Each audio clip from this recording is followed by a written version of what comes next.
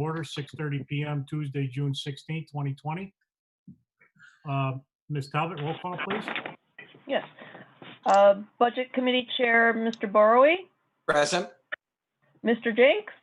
Here. Ms. Nichols. Here. Chairman Orris.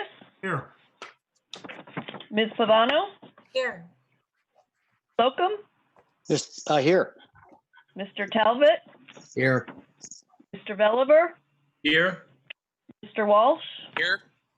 You have a quorum of both the Budget Committee and the Town Council.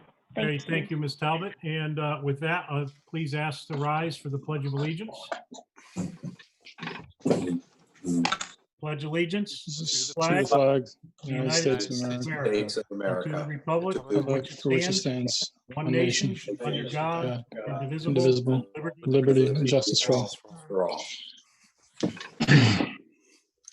Okay, before we get started, folks, I hate to even have to talk about this because I know this has been tearing at all of our hearts since we heard about this over the weekend, but I certainly, on behalf of the entire town council and our entire community, extend our deepest condolences to the Barhorst family in light of the tragedy that occurred this weekend. And we're all sick over this, and I don't know that words could properly express how we feel. Obviously, as a result, I think a lot of us will be taking a long look at what we can potentially do to improve safety throughout our community. We do it on a regular basis, but certainly we would hope that this didn't happen in vain and that something positive can come out of it as a result. But again, I want to extend our deepest condolences and thoughts and prayers to the Barhorst family. I can't imagine what they're going through during this time, and I just want to let them know that our entire community is standing with them during this absolutely tragic time for them. And obviously, we want to extend our thoughts and prayers to all that were involved in this tragedy. I'm sure this is not easy on anyone, including our public safety individuals who were there on scene. I'm sure it couldn't have been easy for any of them as well. So I just wanted to take a moment to recognize this situation and recognize the family, let them know we're all with them. And with, yes, I'm sorry, anybody? Sorry, I thought I heard somebody. Okay, and with that, I guess we'll move on to number 3, which is discussion and possible action regarding approval of 4-year interest-free loans from Eversource Energy for energy improvement projects at the elementary and middle schools. Mr. Borowey? Yes, Mr. Chairman, I don't have the motion in front of me. I was trying to find it since we spoke, but that's okay. I'll be happy to read it. And I know we have a lot of us, this is kind of late breaking news, and I know Mr. Massiana and others are here, so they'll certainly elucidate on it. But Mr. Borowey, I've got the resolution. If you don't mind, I'll just read it. Okay, thank you, sir. Okay. Be it resolved, the town council approves resolution 061620-1. Be it resolved, the town council authorizes the town's participation in the Eversource Energy Small Business Energy Advantage Program for municipalities and approves the execution of the SBEA loan agreements for energy improvement solutions for the elementary and middle schools as presented. Second. Was that Mr. Slocum? It was. Okay, thank you, Mr. Slocum. Appreciate that. And with that, I guess, Mr. Massiani, you're probably the best person to give us some background on this, if you don't mind. No, I don't mind. Thank you and good evening, everyone. The project that we're recommending tonight is affecting 6 of our schools, and I'm just going to give you a nutshell summary because I know there was a detailed memo that was provided to the council members. This project has been approved by the Planning Committee and the Board of Education to go forward. It's here in front of the town council, specifically because the board does not have the authority to borrow money or encumber the town, and only the town council has that authority. This project was put together by JK Energy Resources. They are a contractor under this Eversource program. The upgrades that are being done at 6 schools are primarily to take all the non-LED lighting that's remaining and convert it to LED. So this would be, LED lighting in our offices, storerooms, gyms, and auditoriums that weren't converted as part of the 2015 larger Amoresco project. The financing terms of this are pretty impressive. The total project cost is $100 $39,097. Eversource is providing an incentive, directly for this project to the contractor to get the work done of $53,922. So basically 39% of the project cost is funded directly by this Eversource incentive.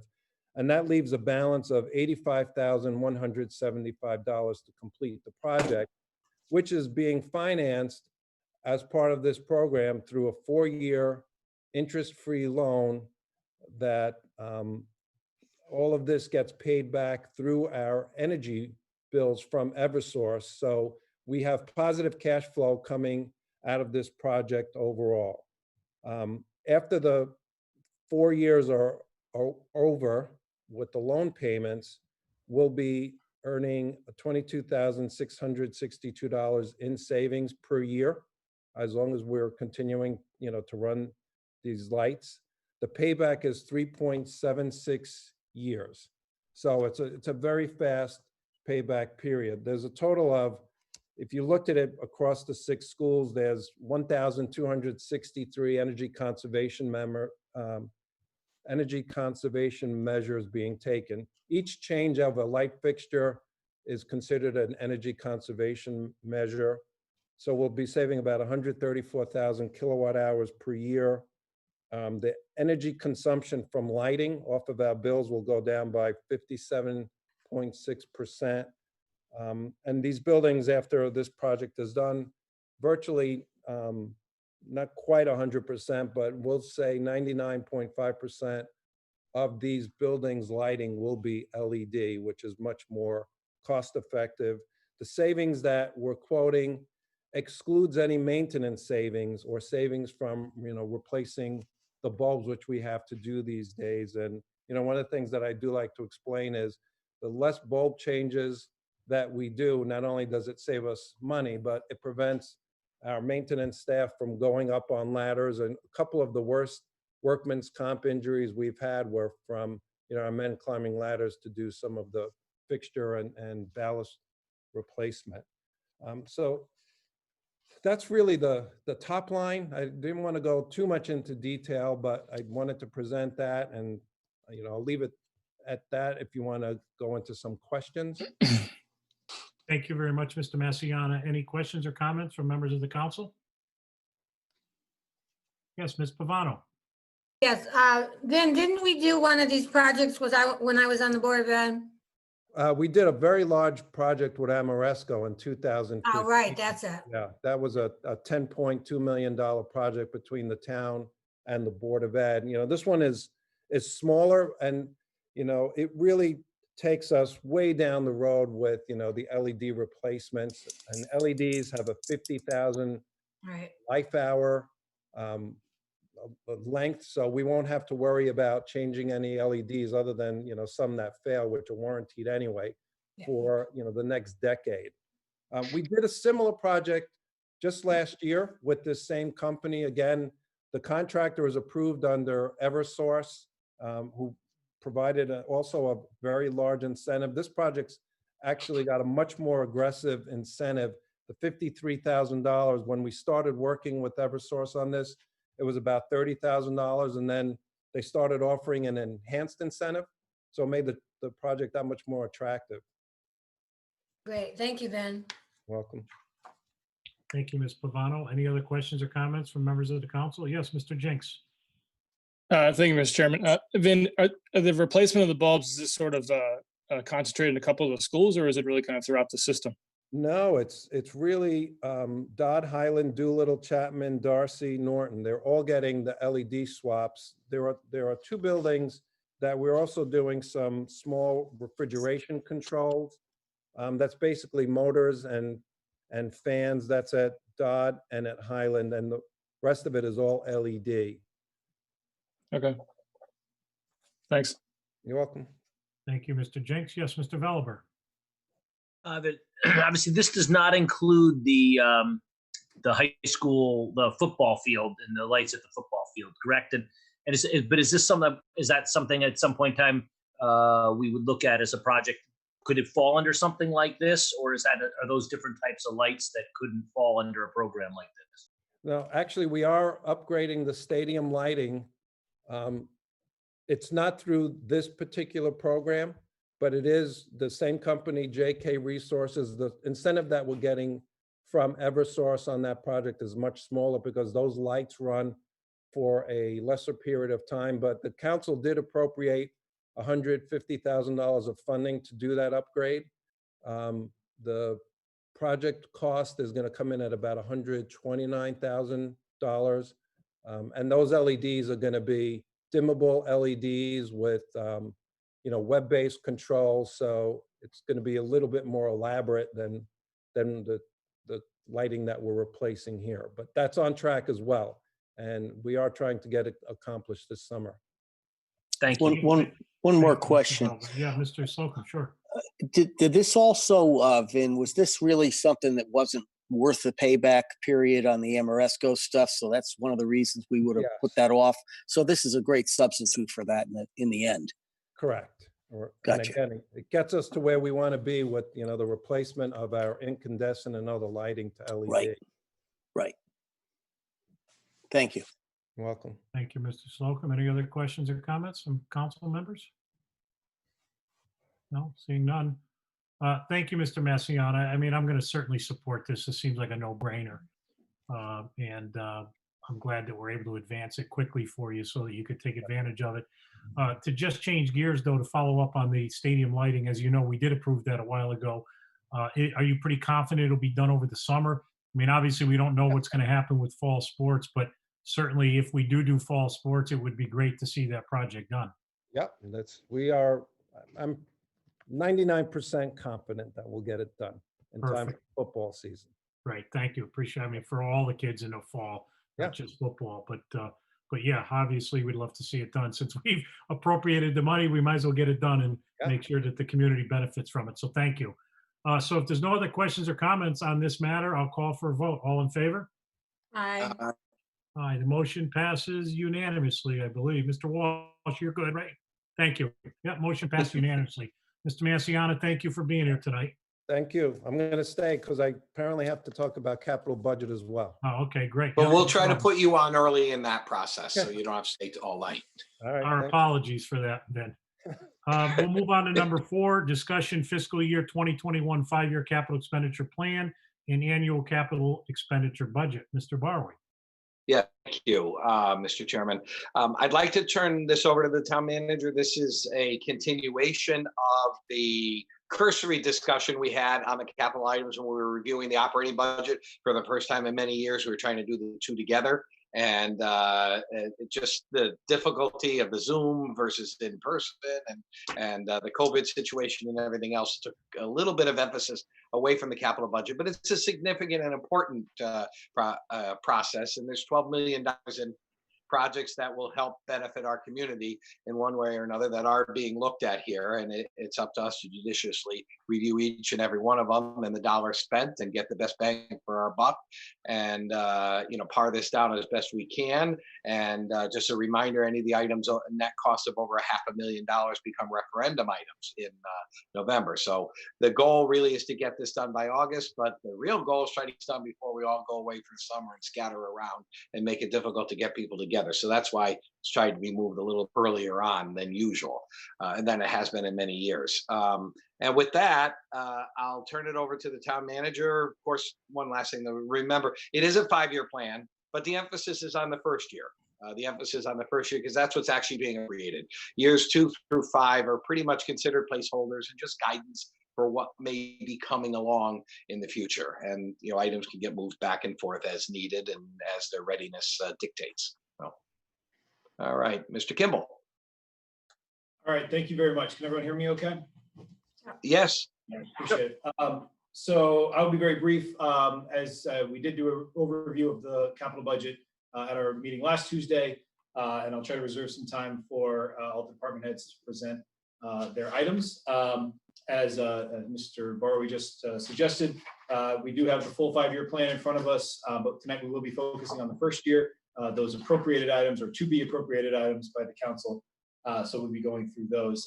If it's okay with the council, I think we would, as we actually just suggested, like to take some of these a little bit out of order Maybe I would suggest beginning with the school projects, the two projects, so Vinny could present those. And then after that, if we could do the technology reserve fund, but also the vehicle replacement, which Chief Drive is here to talk about, police cruisers. And really the bulk of the projects are public works, as a very capital intensive department. So I would suggest we kind of leave that for the end so George can walk through all of those and others can perhaps sign off if all the questions have been answered. So I guess with that, and if that's okay, let me see, is Finn's still there? There you are, Finn. Maybe Vin, I'll turn it over to you to present the roof replacement project and the district sidewalk repairs. Okay. Did want to share my screen. Let's see if this works. If it doesn't, I know I have it too, Vin, if you'd like. Yeah, it's giving me an error message, so. All right.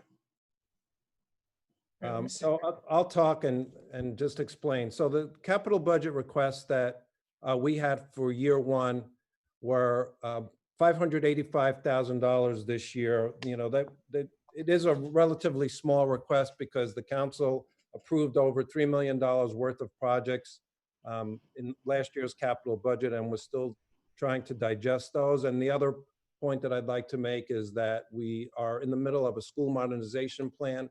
So that's why you see the requests are pretty light. And I assume everybody could see the screen now with the slide? Yes. Yes. Yeah. Okay, so starting from the top, Dodd Middle School, there's $270,000 requested. $250,000 of that is for roof replacements that need to be done at Dodd Middle School. We've been trying to preserve, you know, the roof systems at Dodd by doing strip and seam work the last several years, again, because we know that we are working on school modernization.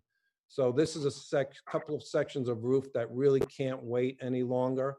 So hence the recommendation for the 250. This request is 270,000 because we asked for $20,000 of design work for rooftop unit replacement that is in future years of the capital budget. And that totals $400,000 was the recommendation. So if you'll notice at the bottom of the slide, of the 585,000, there's 115,000 for design work in various projects that we would do in future years. Mr. Kimball did take that $115,000 and his recommendation was to move it and combine it as part of the planning funding. Is that correct, Sean? That's correct. Yeah, the design and planning funding, which we'll get to a little later tonight. So that was the first project. The second project here of $125,000. This is for sidewalk replacements, which we fund every few years, sidewalk replacement money. We do this on a worst first basis. So if this is approved, we would analyze the sidewalks at the various schools and select which ones need to be replaced. The next 50,000 is part of the planning funding that we were asking for design work. That's for Doolittle's roof, which is 75,000 square feet that will need to be replaced. The next 50,000 for Chapman, that is to fund an egress solution for the school gym. You know, the council is aware that we have a project that we would like to complete to create person traps at the entrances of our schools. And in doing so, if we did that, the fire marshal who was at one of our site visits indicated that we would need an alternate egress solution at Chapman, hence that request. The 45,000 is planning money for $1.2 million of unit ventilator and air conditioning projects in future years. And the last $45,000 identified here at Highland is to replace the roof over the separate section of the building that houses the government freezer, which is actually in the final stages of replacement at this time. When they removed the old freezer unit, it was noticed that the roof deck that's below the roof that you can only see once you remove the freezer unit is rotted out. So the recommendation is to replace the roof deck as well as the roof, which can be done without, any impact on the freezer that's below that. So that's the long and short of the requests. And I'll stop there if there are questions. Mr. Chairman, Vin, are we, I'm just jumping in here because I'm kind of new on here. What are we doing with the code compliances? How is that being put into this whole The expenditure? code compliance at the high school?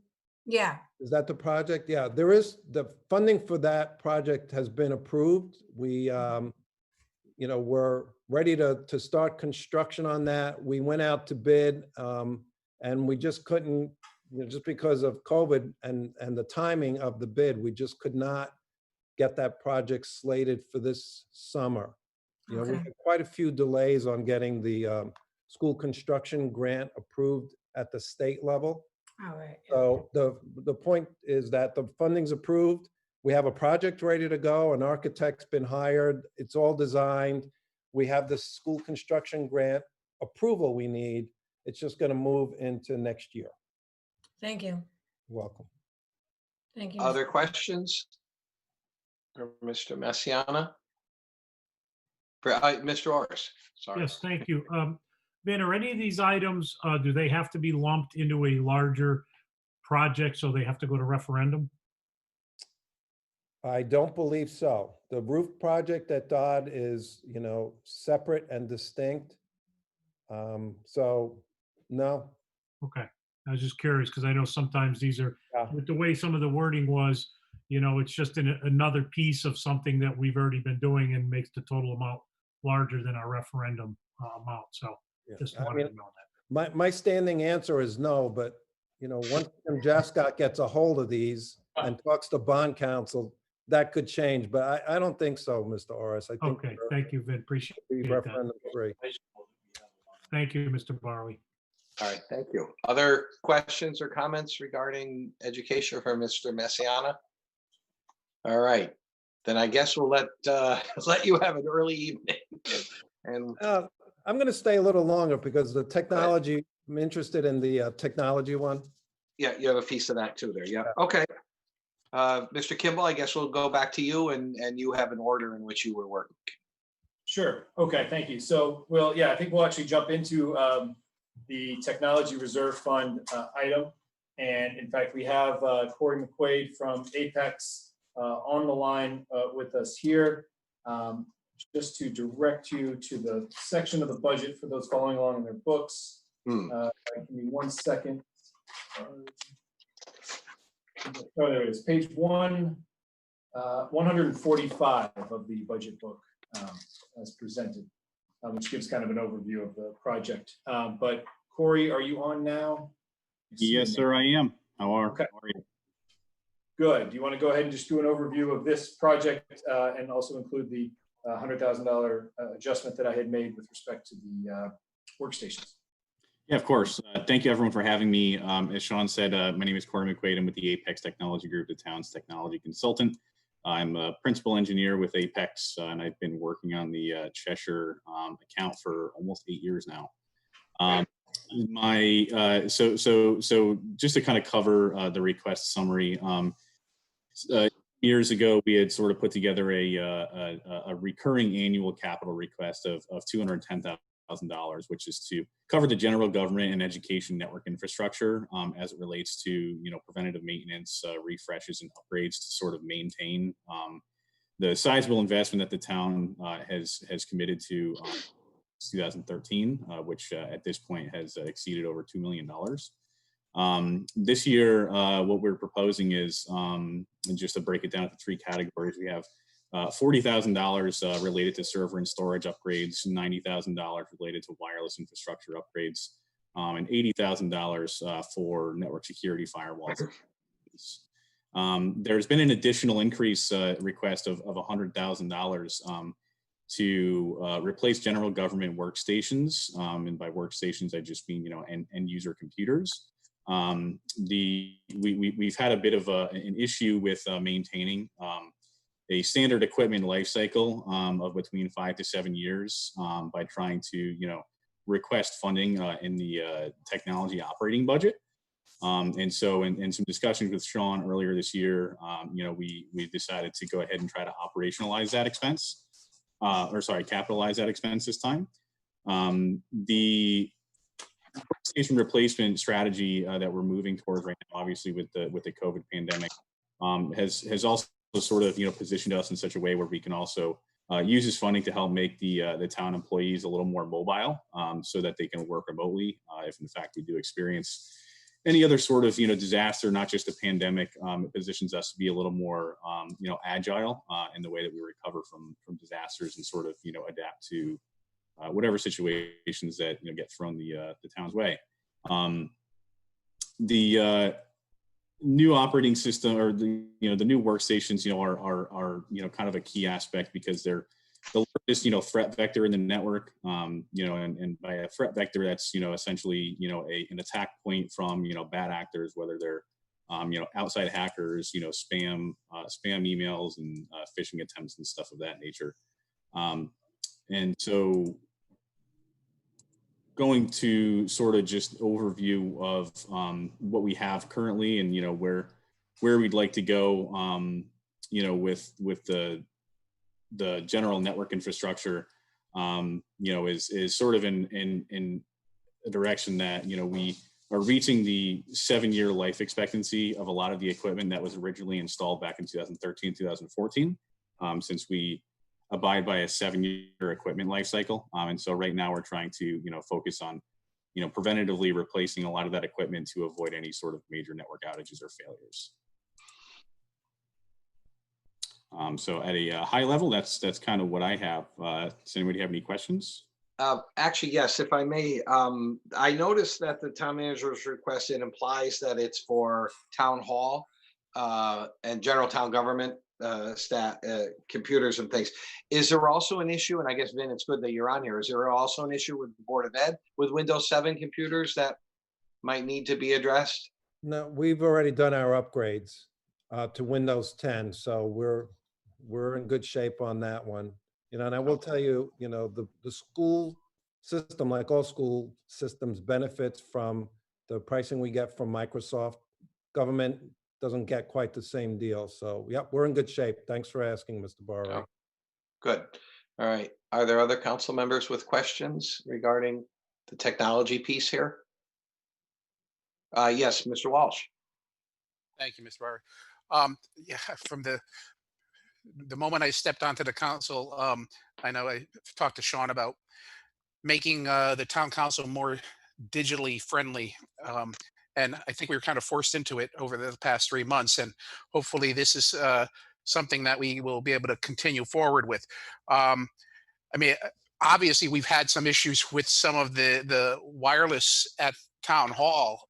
Just, you could tell from some of the Zoom calls. Will the upgrades fix a lot of that, or is it something different? Because I know, there were times we were getting that at town hall, they were getting frozen up and things like that. And if this is the way that we're going to be communicating, who knows for how long, we just want to make sure that, we are up to speed on it. Yeah, thank you. To answer your question, yes, it will.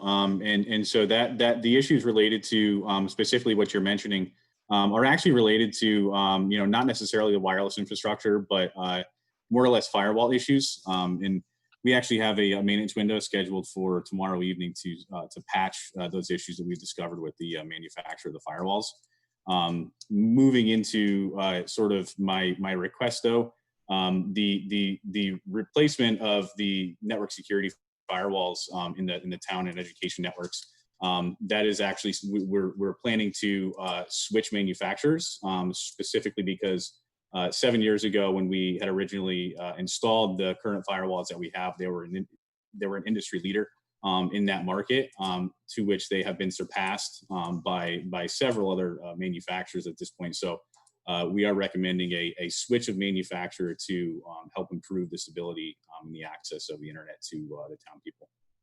I appreciate that because, I mean, I'm hoping this wasn't the year, but maybe next year or the following year, we can look into becoming more of a digital town council like we are now, but still going to the meetings and having more digital access in the chambers. So hopefully that will be something we can look into in the future. Thank you. Of course, thank you.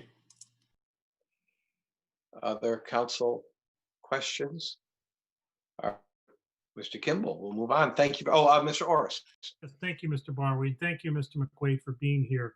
I'm certainly going to support this ongoing maintenance and upgrades. It's very critical.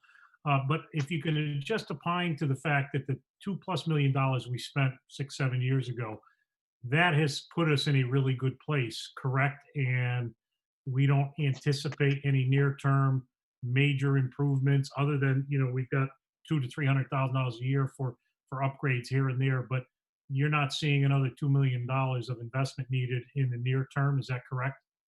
Yeah, I'd say that's correct. Like I mentioned, the preventative maintenance and care, should I call it, of the $200,000 is really to help avoid, unnecessary large expenses like that in the future. Thank you, sir. Thank you, Mr. Barley. Thank you. All right, thank you. Mr. Valiber, I think I see your hand. Just a quick question on the, you mentioned, with the fact that over COVID and people have been sort of home and employees have been home and trying to make our employees a little bit more mobile. How did, maybe this is a question for Sean as well, but how did our employees do and how was the system holding up under this, under the situation we've had over the last few months with people being home? And did we find situations where things could have been better? And is this expenditure going to try to patch up some of those issues where we find it could have been better? Because we don't know what's going to happen, and obviously, over the next few months or in the future. And so I just want to make sure our mobile capabilities for our employees keeping up with the possibility that they may have to continue to be more mobile. I think I can, I'll start that and maybe Corey can jump in. I would say in our experience, certainly maybe at the department head level, we have a number of folks that were issued what I would call, sort of mobile devices, which are really, your iPads or your Microsoft Surfaces. You see John and I think Chief Drive and others using those now, which are, again, have worked well for these type of meetings and whatnot, but anyone who's used an iPad extensively finds that you can't do quite the level that you need to.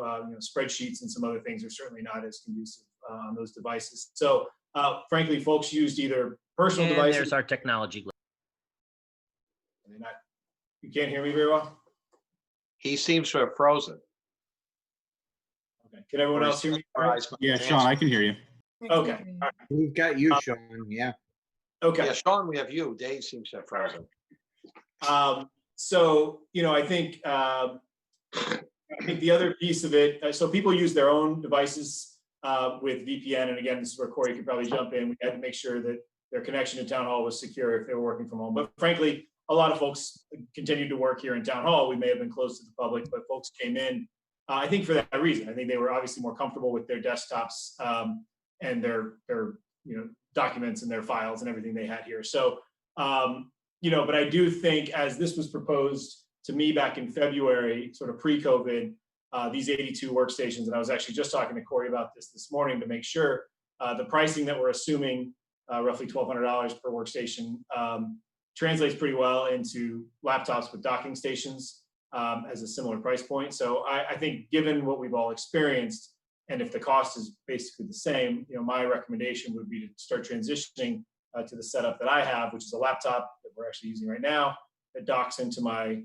display unit in the office, but I also can take home and work remotely just far more comfortably than you can with an iPad or even a Microsoft Surface. So I hope that answers the question a little bit, David, if you're still, I don't see it.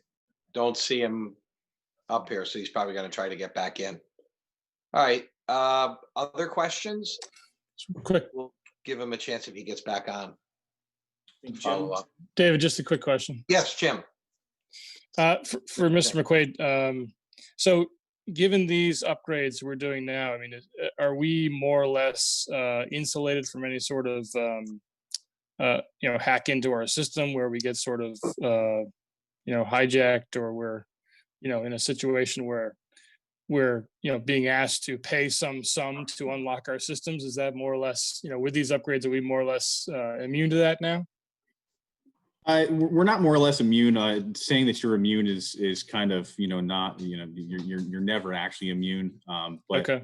What we strive for is to mitigate the highest level of risk that we can, and in a general network environment, the end user and the workstation is sort of the largest threat vector, like I was mentioning before.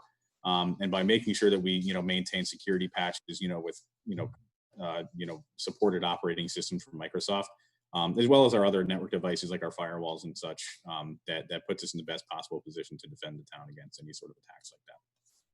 We've also, Okay. it's probably a good time to just add, if I could, that we've spent the last year with a full campaign to be training our employees and now we're in the testing phase, even as recently as this morning, testing spam emails that we control to try to monitor who's falling for those and where additional training can go. So we've spent a lot of, that's been a big priority of mine, and I know of many members of the council as well. So that's really that end user training and really practicing what we preach has gone a long way, I think, Jim, to addressing some of that. Okay, great. Thank you, Mr. Jenks. Mr. Vollmer, we believe we answered your question during your reconnection phase, but are you all set, or do you have Yeah, more? I think so. I don't, how ironic, I ask a question about technology and I'm the one who gets kicked out. So that's fine. So thank you very much. All right.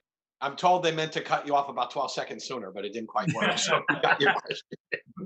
All right. Other council members with questions regarding the technology? Mr. Slocum? Yeah, this is just probably will show my my technical backwardness, but how does 5G and all that junk factor into what we do going down the future? I know they talk about that, or does that have any impact on what technology is doing in town hall? So we don't actually interfere with cellular technologies necessarily. Right. What I Because will we mention, do all. Yep. I'll mention though is that with the new wireless infrastructure upgrades, that positions us with programs that most cellular carriers are engaging in nowadays, which is essentially using private wireless infrastructure as an on-ramp to their cellular networks. So you don't have to worry about signal penetration in big stone buildings and stuff like that. So it avoids any of the major issues that people have with putting 5G radios near people, but still gets to the same result and same performance and availability on a cellular network. Thank you. All right. Other Mr. Vollmer? Sorry, I'll try again. Tim, that was a good question you brought up, because I've so are we installing 5G in places in town, in the schools? I think, Vin, you had mentioned once that we were not doing 5G in the schools, but I know that's a concern for people. I know we've gotten emails from people about the concern about having 5G and some of those issues. And so is that something we're doing? Is it something that's just a normal product of just upgrades? I'm just curious, how does 5G work in the town as well as in the schools? So we do not plan on installing any 5G radios on any town buildings or property. The cellular carriers, it's up to them whether or not they want to, bring 5G into town. That's their, initiative. But like I said, as far as, installing 5G repeaters or extending any 5G signal into the town buildings, we find that that's not necessary due to the wireless infrastructure that we have enables for Wi-Fi calling, and also, new on-ramping features that I just mentioned before. Okay.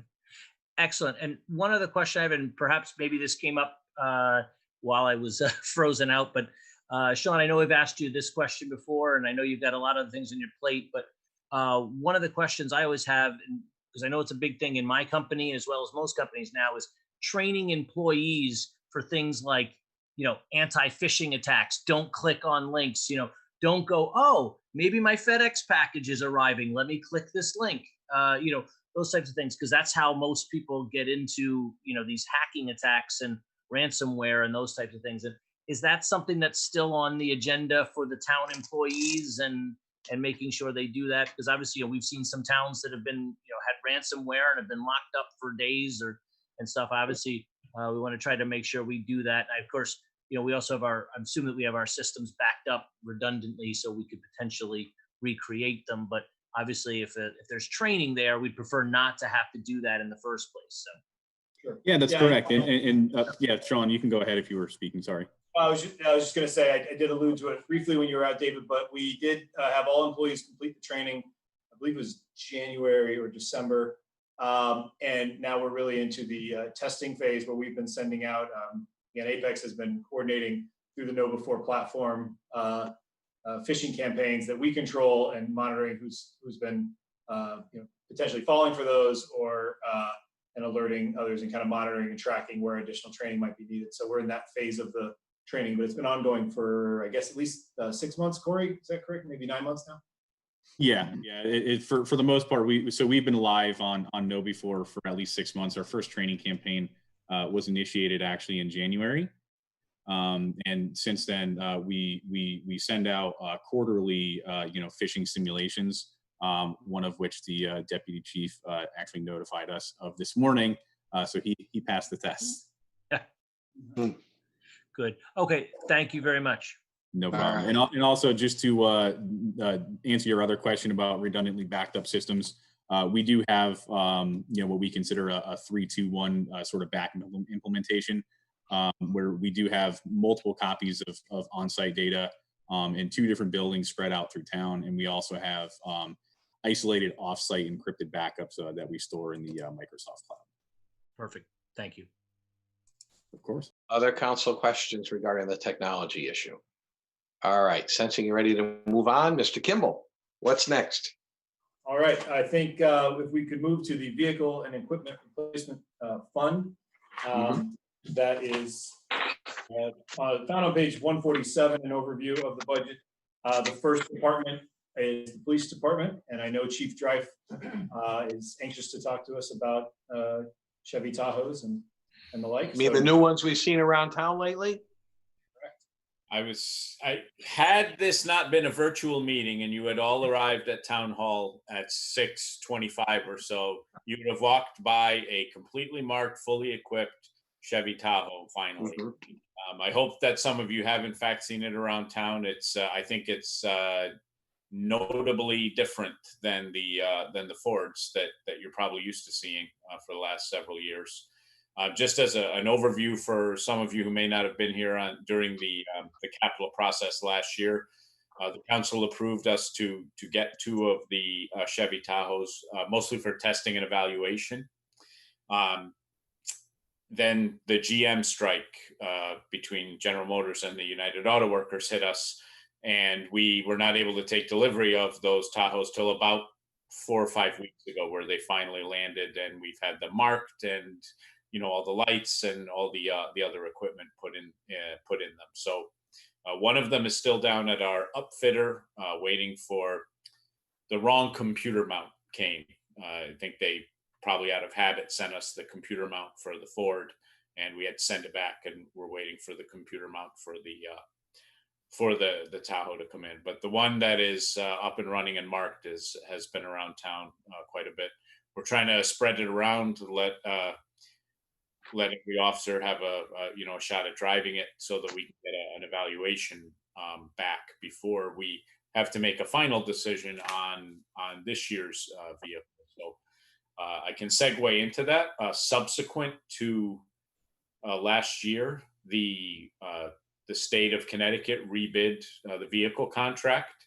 The price of the all-wheel drive Chevy Tahoe now is about $500 more than the Ford.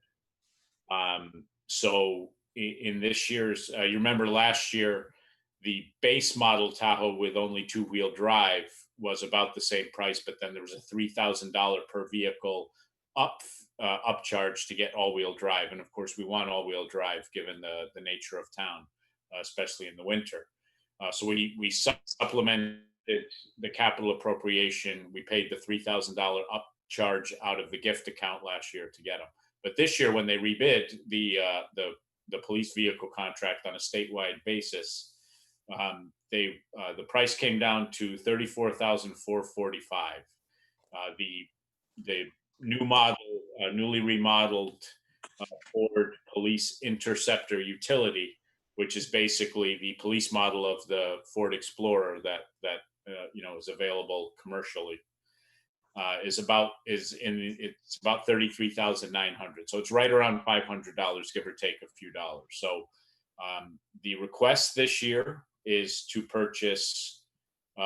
Again, we've over the course of the 9 years that I've been here, plus a couple of years before, we've kind of set on 4 vehicles as a reasonable number to keep the fleet in good working order and give us some resale value when Public Works auctions the cars at the end.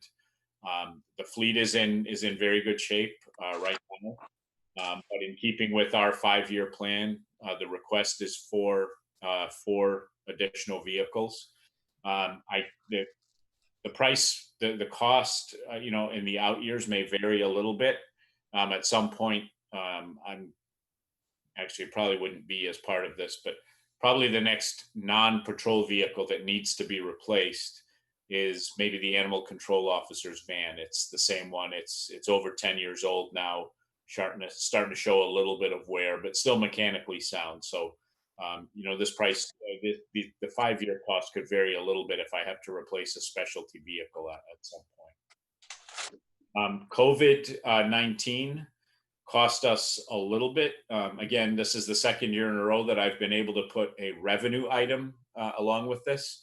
You may recall that the council approved charging vendors $25 per hour if they wanted to have an extra duty police officer who they've hired to do traffic at a construction site, also bring a marked cruiser for benefit of the lights going at the construction site. I am continue to be surprised at the amount of vendors who absolutely want that service provided and are paying the $25 an hour. I projected roughly $130,000 in revenue because that's the trend we were on. But when COVID first started, as you're probably all aware, it put a crimp in a little bit of construction. Like for a while there at the beginning, nobody was doing anything. And it did affect our revenue.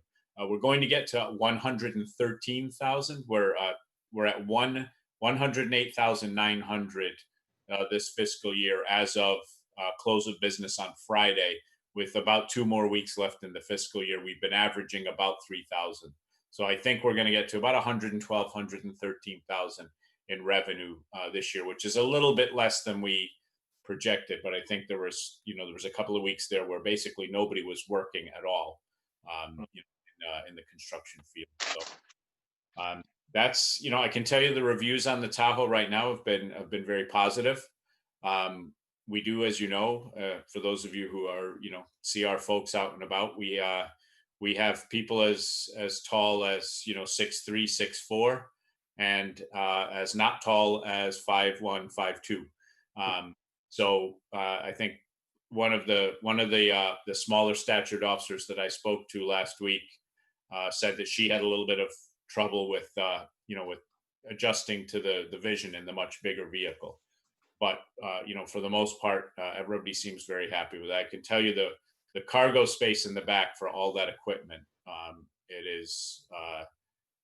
it's a pleasant surprise to look back there and be like, okay, I can actually see everything. It's not all piled up on top of everything. So again, I look forward to your next in-person meeting so that I can actually have it there so you can actually look at it. Because again, seeing it drive by you on the street probably doesn't do it justice. But that's where we are. That's all I have this year. I'm going to stay and lend some moral support to George and some building improvements at the police department, but certainly can ask or can answer any questions that you might have about the vehicles right now.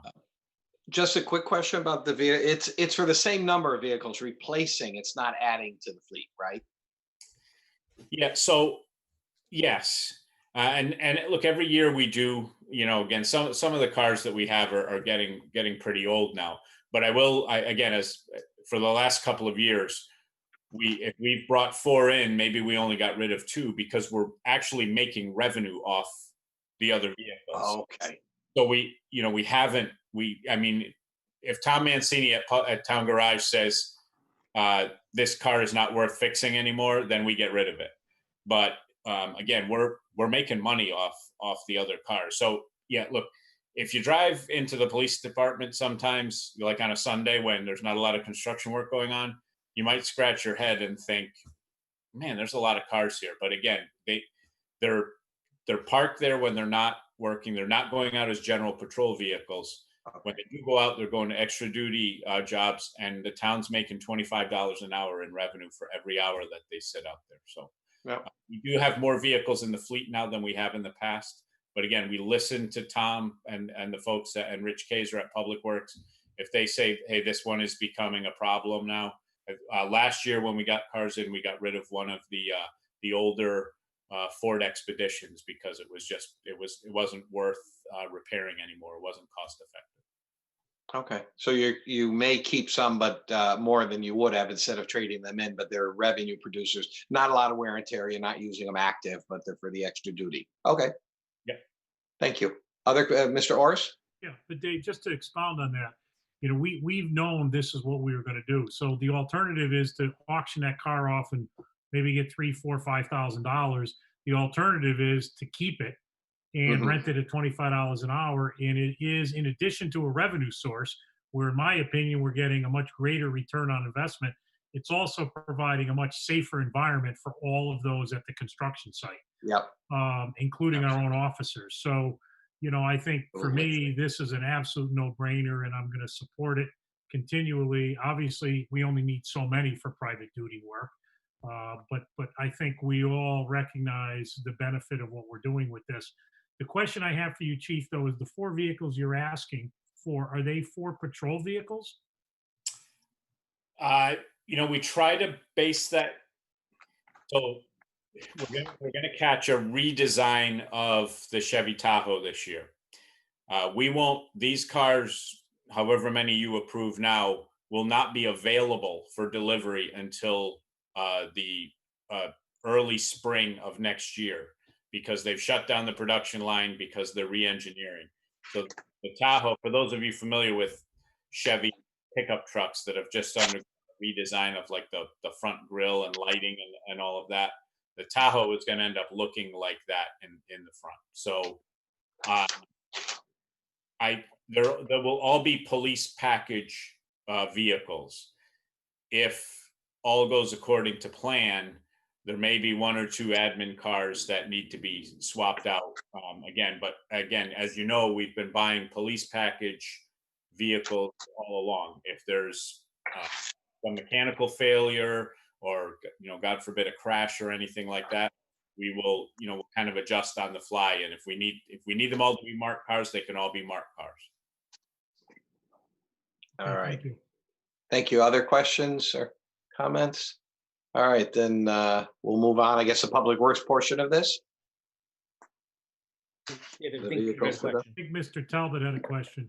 Oh, I'm sorry. I scrolled. That's I missed okay, it. David. Sorry, Mr. Talbot. I was late with the hand. Okay. And it's not a question. I just want to congratulate Chief Drive on the prominent role he played in the public service announcement for CPCA. And if you need an agent, I'd be happy to work with you to get you a speaking part next time, because you. Yeah. I think the president usually gets the speaking parts, and that's about probably a minute and a half of PSAs during the year, but hours and hours of headache. So I'm standing there smiling was probably about the peak of my acting abilities too. You look good. You represented well. Yes. Thanks. Thank you for bringing that up. That's true. Represented us proudly. All right. No other hands are just scrolling again. All right, Mr. Nowotny, I think you're want to talk about a couple of trucks and some maintenance equipment. Sure, absolutely. Thanks for having me tonight, ladies and gentlemen.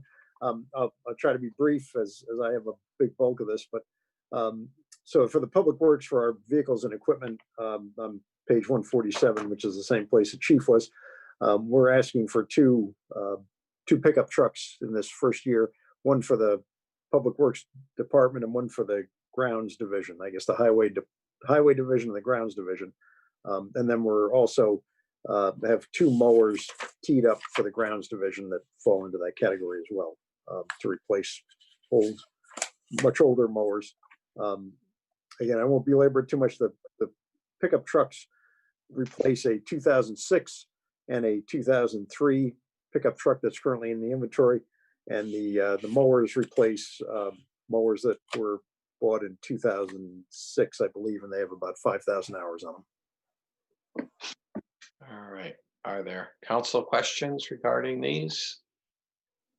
They're replacements I see in the notes on page 151. So, correct. All right, moving on then, Mr. Kimball, where do you want to move on to next? I think if we could, recognizing John Golick is here and he has just the one item, which is the Chapman property, former Chapman property, and Bartlett South redevelopment. And I think maybe just a good opportunity to kind of recap how we got where we are and the pause that we sort of had to hit over the last few months, right when we were ready for the big community engagement campaign on this. So, John, maybe just briefly, if you could summarize where we were with the Weston and Sampson consultants, and then kind of just laying out a little bit of where the number came from, as really a part of a future project to be considered by the council, but ultimately probably something we'll have to consider in the future. So, John, I know you're muted. I don't know if you can chime in now. Sure, thanks. So we started the process back in June 25th. We invited 3 previous finalists for another round of interviews, and we selected Weston Sampson unanimously. From there in August, the council approved the Weston Sampson selection. The council, or then Sean executed a contract in August 27. We produced or put together a meeting of rec commission people, a couple council people, town manager's office, and we had a kickoff meeting in September. At the fall festival, we had an information table and we kicked off the survey that within a 3-week period, we ended up getting netting over 1,000 responses. It was very productive. We then in October had a bunch of meetings. We had a few stakeholder meetings with the youth and adult leagues so that we could develop a town-wide and Board of Ed-wide field inventory and cultivate field use schedules so we can get a pattern of how our existing facilities are being used so that we could determine what would need to go into this parcel or this plan at Bartlett Park. We had 4 of those meetings. We had a couple of public presentations held at the Cheshire Library at the end of October. Then in November, we had another stakeholder meeting with all the property abutters to Bartlett Park. So it included all the neighborhoods surrounding, including Route 10 and any businesses along that stretch. Then we finally got into our project review team. So Weston and Sampson had cultivated all the information from the survey, from all the property abutter meetings, the public presentations, the leagues, all that information. And December 5th, we kind of started the plot for the plan. Then on January 8th, we met and we were able to see the first concepts. There was 3 different concepts that Weston and Sampson had put together. We had another meeting the end of January, kind of formalizing and shaping more those first couple of concepts. Then from there, Weston and Sampson and myself met with the town planning department and the environmental planner to kind of explore any issues with the property. Weston and Sampson then needed to do a property survey and topographic survey so that they could kind of get finalized with the plans and come up with a final master plan. We did have a final review meeting in the end of February, and we were starting to plan and get ready to have a public meeting to unveil the concepts so that we can get all the public feedback so that Weston and Sampson can actually develop a final master plan to develop to the council for you guys to hear the presentation, see what it was, see what the numbers fall in with each one of the different options that Weston and Sampson has created through all the information culled since last September. Unfortunately, because of the pandemic, we were supposed to have it April 2nd. That never occurred. So we're just kind of waiting in the balance to see when there might be an opportune time to come back to the public so that we can get that feedback, hear what they want, hear what they have for ideas, concerns, questions, and then Weston and Sampson can go back to the table, develop that final plan, and then come to the council and go through it. Did it, All John? right. Yeah, no, thank you, John. You want me to get into any other specifics? I mean, I don't have any of the No, I charts think or. I think at this point, just kind of looking for the council's feedback. I think everyone understands that, really the community engagement piece, as the council has said all along, is so critical. We were really excited to present these concepts and ideas and get feedback, and then kind of course correct and really coalesce around one plan for the community. And that's just really hard to do in this environment. It's very hard to get people together in any number. As we're starting to slowly creep those numbers up, you can't, unless you're outside, you can't even get more than 25 people responsibly. So I think everyone kind of understands where we are. And I guess I would just look for your comments and feedback as we go along, hopefully soon to maybe re-engage that process. But I don't frankly see it being crystallizing around any solid number that we could send to referendum this November based on where we are now. So, but I would look for your feedback on that and any direction you want to give us. Well, I'm in agreement that I don't think it's ready because of the delay in having the community piece be a part of it. I think the earliest you would probably be able to pick up on getting community involved would be the fall, with summer upon us now. Although people aren't traveling, they still may be engaged with other activities and whatnot. So it's certainly not something that I think is ready to be a referendum question for this year. I just don't know that it's ready yet. Mr. Walsh, you have your hand up. Yeah, thank you, Mr. Chair. I know you're having an outdoor meeting on July 1st, I believe, at Mixville. July 1st is our regular rec commission meeting, as long as we're allowed to have it, outside. Well, I was wondering, if maybe you put something together for this and do an outdoor meeting in July or whatever at Bartlam to just show the town some of the designs. I'm sure they're interested in knowing it, or if you've prepared a PowerPoint presentation or something like that, that we can share online or on websites and things like that. At least I think you can start getting some of the input from the people in the town that way, because I think waiting to have a gathering inside could be a long time, and I think a lot of people are anxious to see what the designs are, including myself. So I think maybe we should think out of the box a little bit and maybe go for an outdoor meeting or do an online presentation. That way we can at least start getting people's input and let them start gathering more information so that they can come up with a solid plan. Okay. Other comments? Just a comment or question. I guess when I saw the initial number, I suppose I just thought, how could we possibly put that all out to referendum at once? And I'm not even sure that was the original intent, except just to make a placeholder in year one that we would be able to talk about the whole program. But I at least would think that this is something we should be putting into place incrementally. That's just sort of my broad statement on it. And I realize we're not acting upon it tonight, so it's not as critical. But that would be my view overall, in light of all the capital expenditures we we may be contemplating, including school modernization. And after all, we did spend $3 million on the property. The original Bartlam lay fallow for probably 10 years before we started moving dirt piles. And I'm not advocating any of that, trust me. But I think we've made an important investment in property. And to make it as usable and user-friendly as it is now, I think it's been important and it's good. And I'm willing to wait and see on this. And I'm actually grateful we didn't have a full opportunity to put this into full consideration, because I think we need a breather on this personally. That's just a statement in general, not anything specific. Thank you. All right, other council members, and Mr. Orris. Thank you, Mr. Barwi. I have kind of two thoughts.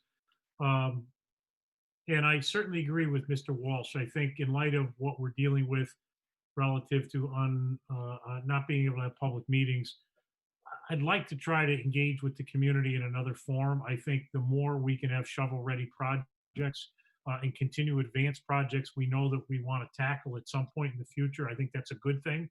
So I'd like to see us engage this process sooner than later if we can. Now, that doesn't mean that the council will decide to immediately fund it. I think, to Mr. Slocum's point, we've got a lot going on budget-wise in light of the economic times we're in, and I think it's up to the council, whether it be this one or another one, to determine where, when, and how this goes to the people and gets funded. But I do think we should be advancing the project and get it shovel-ready. And then once we have it, we can make that tough decision as to whether we can afford to do it now or we can't, and whether we send it to the public for a referendum. So that's kind of my thoughts on it. I'd hate to just kind of put it off to the side and forget about it and then wake up one day and say, we're ready, but then we have a long way to go to get it shovel ready. So that's just my 2 cents on where I think we should be with it. Thank you. All right. Well, I can have some conversation with, go ahead. No, go on, Mr. Garlick. I have some conversations this week with Weston and Sampson. I know that they're eager to wrap up the plan and get it to you. So much like we did the survey, maybe we could develop some sort of a strategy and put together the presentation as Mr. Walsh was suggesting, and put it out there at some point. But I'll get back to you on that one. All right, Mrs. Nichols. Oh, we want to hear you.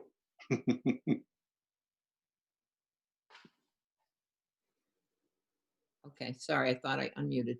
I agree with first of all, John, I think that you tackled this project very methodically and with good planning, and it is frustrating to get this far and have the rug pulled out sort of because of the COVID. So I understand your frustration. I agree that it's something obviously we're not going to be able to do immediately, and I do not support it going to referendum before November. But I agree with Mr. Walsh and Mr. Orris that to engage the public, to let them know that we have not abandoned the issue. We are actively trying to get the right solution. But if we do that, I think it's imperative that in our presentations, whatever you come up with to do that, that we are very clear about the expectation that this project is not going to be done by spring next year or whatever. We have to be very clear with the public in the discussions about how it's going to go down, that it will be a process that's evolving. And to Mr. Slocum's point, the dollar figure is large for the entire project. And so perhaps just by looking at the phases, we can ease into it and give the public some confidence that we're starting the project and we can do it in segments. I think that coupled with the school modernization is maybe a better way to get those two projects going without coming up with the large numbers for everything right at the outset. So I applaud the efforts you've done so far. I think you've engaged the public. People have been happy, but they're anxious. They've given you their input. Now they want to know. And they're getting frustrated because they haven't heard. So I would support some kind of a slow rollout of what you have in some way to engage them further with their comments. Very good. Okay, thank you. Councilman Vollmer. just John, and maybe I missed this earlier in your summary, but is there going to be a situation where they're going to sort of roll out sort of like option A, option B, option C? You know, I think when we originally talked about this, that there may be some discussion where they would have a plan where they think, okay, here's sort of a basic plan, here's a better plan, like a bigger plan, and then like a sort of more grand scale plan for what they have. So it's kind of like a less expensive, more expensive, most expensive type thing. But just to give us options, like we could do this, or we could do something bigger, or we could do something much bigger, with different options and that type of thing. Or is at this point they're sort of they have one sort of idea, one plan that they're going to put out, and then obviously we'll have multiple things to mix and match, but they're really focusing on one plan at this point. So they do have 3 plans, and there's one big giant plan that has a high number. And then there are things that are like a la carte that you could pull away to some of them without drastically changing what we need to do. And I think, 2 of them increase the parking on site, that side of the street, tremendously.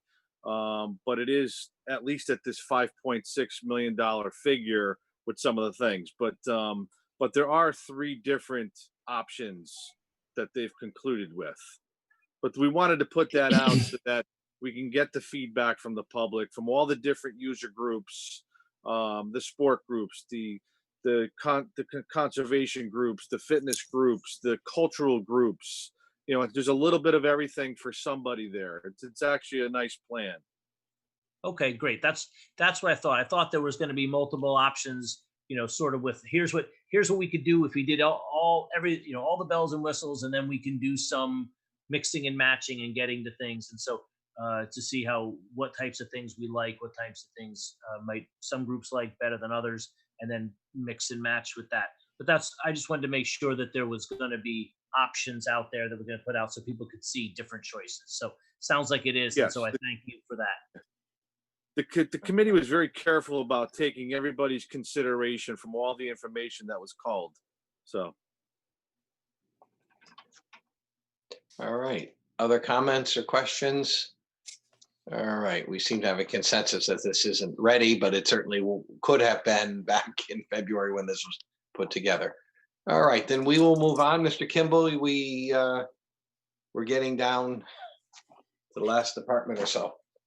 I think we are. Thank you, John. I think if we could move to the capital planning account. I know we're jumping around a little bit. That's on page 154. I know that Mr. Massiano referenced this account before. Typically, we appropriate every other year, I think, as tradition here in Cheshire. As you know, again, I think speaking to what Mr. Orris said earlier about shovel-ready projects, we try to have some design money appropriated that we can have not specifically identified to any project, but that we can have to design future capital projects and kind of try to get harder, better numbers around some of these proposals. In that vein, 4 of the projects, as you'll see on page 154, and that Mr. Massiano referenced, I did propose moving, as we do with our other design, even though these are specified to projects. Again, they aren't at that $110,000 threshold we like to see for capital projects, so I felt they were more appropriate in the capital planning account.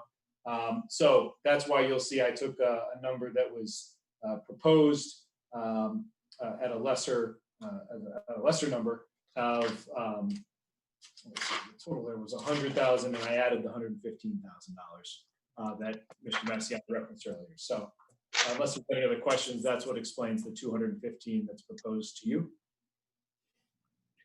Are there questions for this?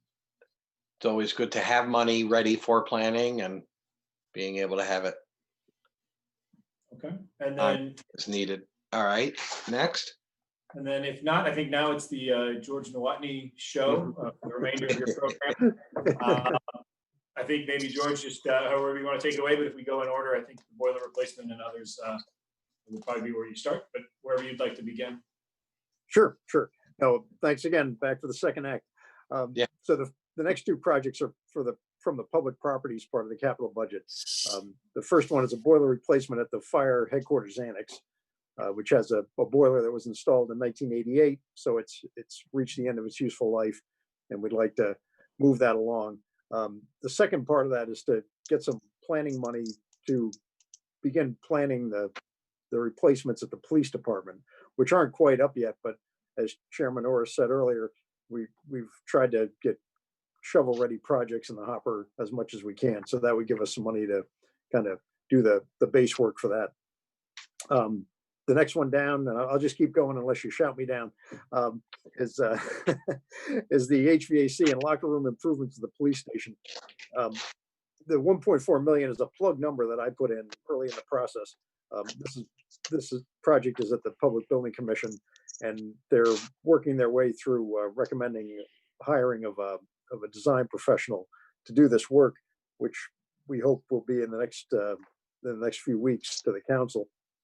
And then that process can begin in earnest, and you can get a hard number before the end of August deadline for referendum, assuming it's going to move into that phase of the budget. So that's those two projects. Any questions on the public building? Since I'm new, having been off for a little bit while, but as a citizen, I was reading about the moisture problem at the police station. Is this part of addressing that?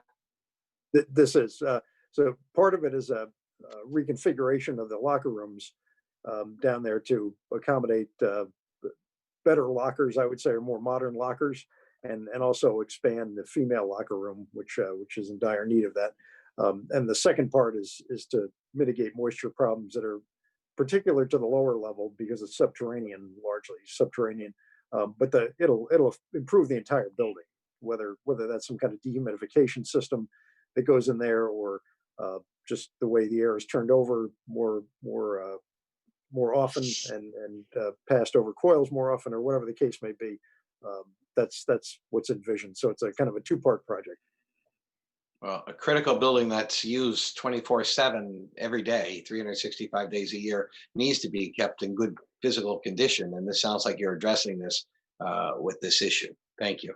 Sure. Are there, Mr. Mr. Orris? And to your point, the council, I think, unanimously recognized that once we were aware of the issues, and actually fast-tracked and moved this up to this year for the exact reason you suggested, so that we can get this taken care of. We all want to make sure everyone who works for the town, including our public safety people, are working in an environment that's healthy and serves them well. So I think the council deserves some credit, because I think my recollection was this was potentially put a year further out, and we pulled it back because we thought it was as important as it is. So thanks for bringing that up, Dave. Good. Yes, Mrs. Nichols.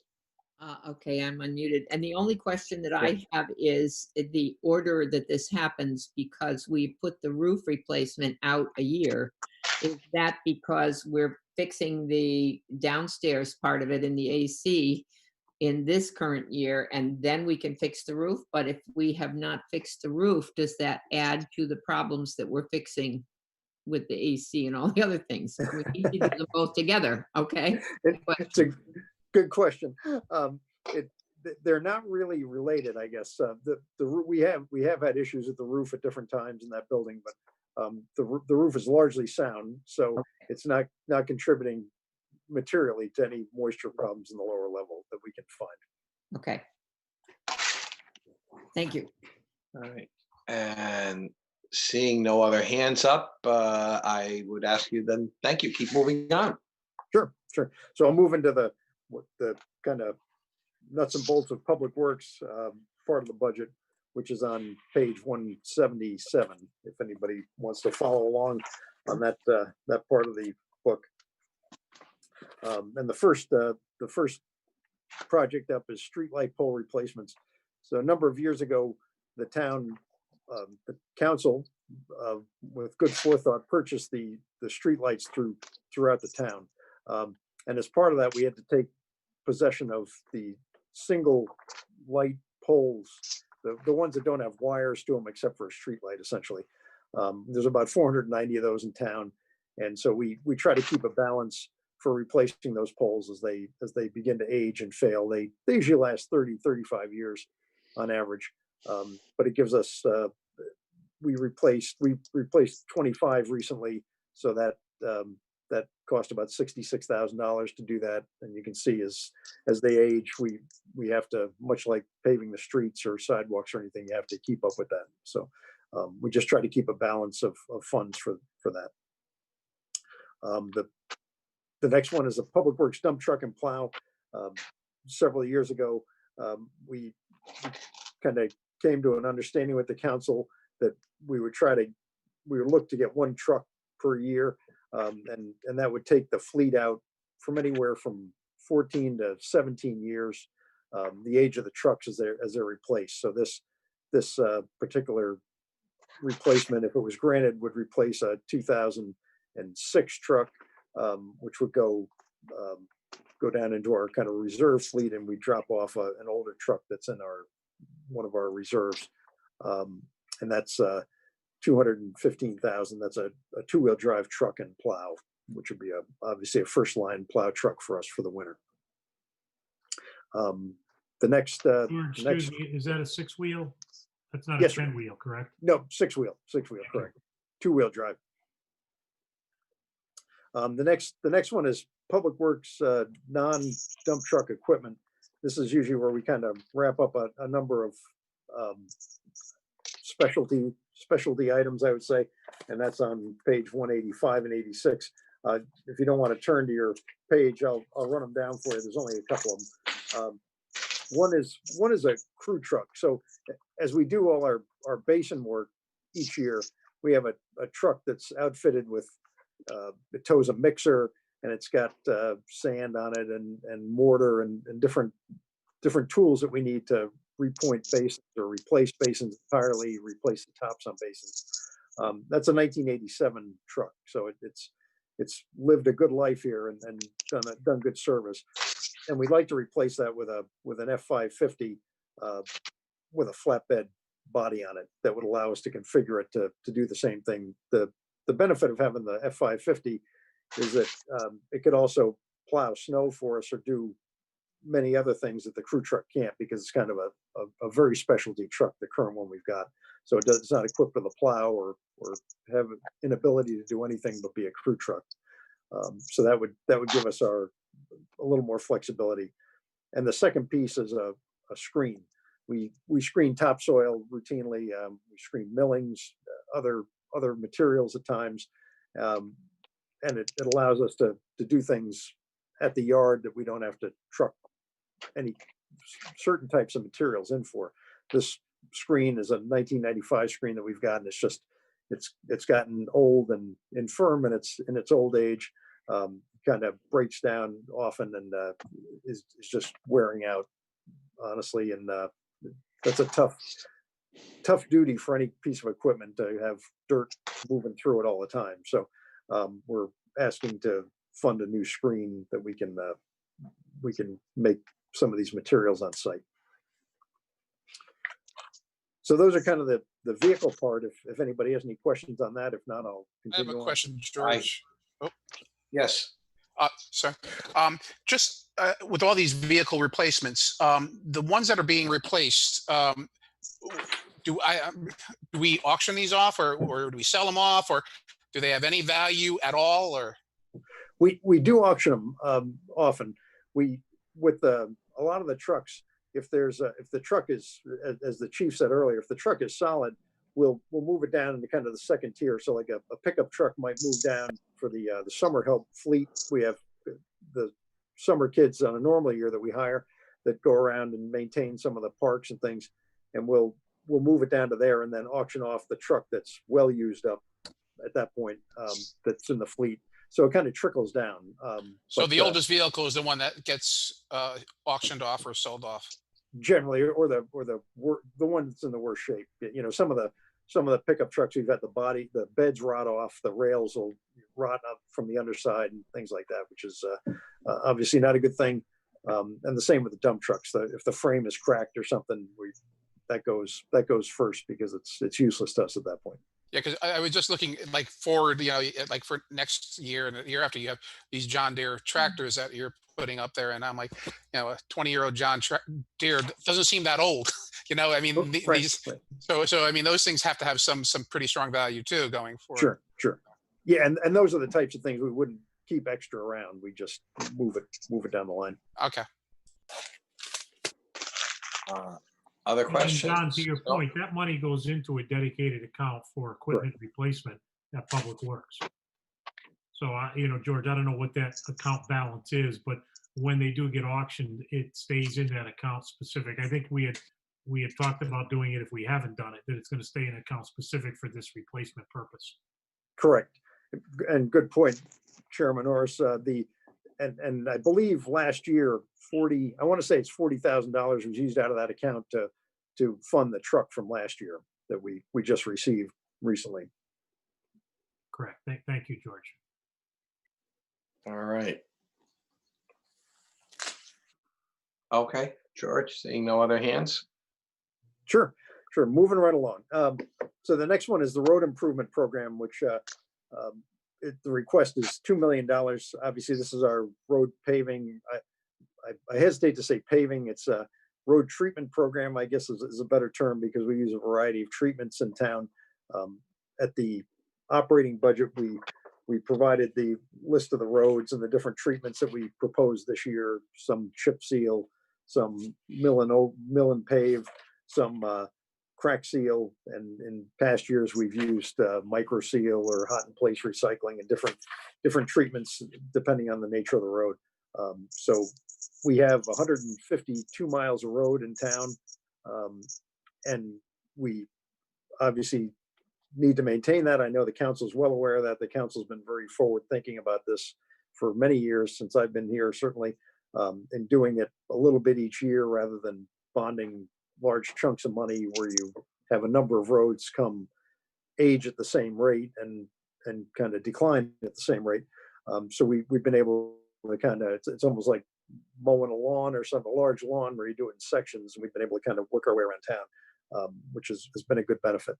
We, even a mill and paved road, the best you're going to get out of them a lot of times is 15 years or so. So our normal treatments, we treat about 10 to 12 miles of road a year. So at our rate, we're touching many of these roads only once every 12 to 15 years, somewhere in there, depending on the type of road and the nature of what we do. So we're in a good place, and our pavement management system that's been updated several times shows that the town's infrastructure is very solid, very good shape, and something certainly to be proud of, that hopefully the residents are very proud of, that they drive on good roads, and emergency vehicles and every other thing can move down these roads safely. And as I said, credit to the council for funding it, and we try to do the best we can with the funding that's available. So I'll take any questions on that. That's usually just related to that. We were sent at operating budget time the list of the roads that were to be included for this year, and the various type of repair to that road. Correct. Mr. Slocum, you had your hand up? Yeah, I did have a question, George. George, number one, you're wrapping up a really nice and long project, I would say, on Mountain Road. Just in a rough mileage estimate, that's got to be one of your longer projects. How many miles did you cover on that one? Is that a mile? Is it? Yeah, we've got about 8,900 feet that we're doing right now. So that's mile and a half, mile, a little more. Okay. And then we did. So can you give me, or give the council, just roughly an approximate cost of that project? I know that's probably maybe difficult to do, but I'm sure it was budgeted with the last go around when you're figuring out how you're going to spend your referendum money. Sure. So yeah, I was working this out today. I don't have that exact figure for it, and I'll give it to you. But generally, I should have telegraphed the question ahead of time. we're in the $200,000 per mile, somewhere in that range, depending on so that's a big job. Like so you're talking okay, so that's like 350,000 then. That's a big job. That's a big job. I think that gives me a little perspective on what kind of ground you can cover with everything you do to do that portion of a road. I realize it's not a huge width everywhere, but it's still a substantial distance. And I guess The other part of my just observation is it seems as though the state of Connecticut, after they replaced the Cheshire resident DOT commissioner, I think he was DOT, one of those guys, they've paved almost every road coming into town, and I think it's lovely. I think it's really interesting. I mean, They've quite a few.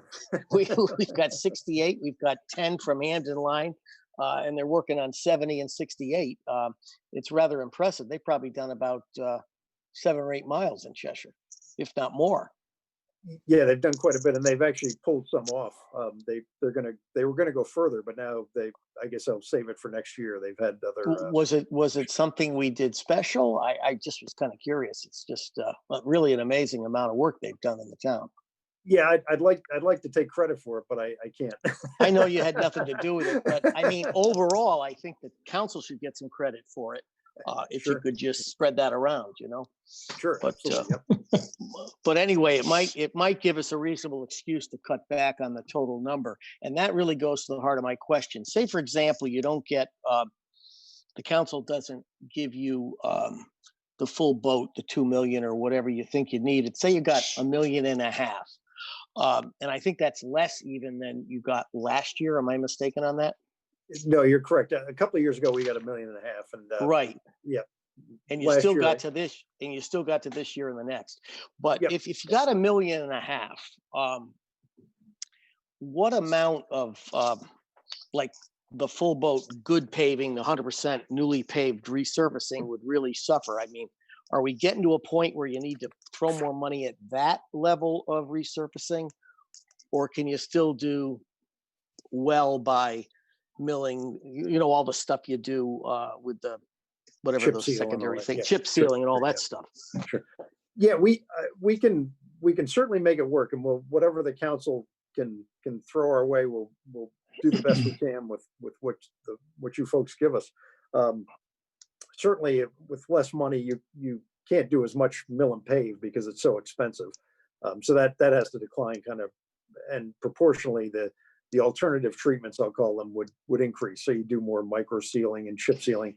The good news is that, again, Cheshire has a really good road network, so we can do a lot of that stuff. We're not in a point where we have to mill and pave every road we look at in town.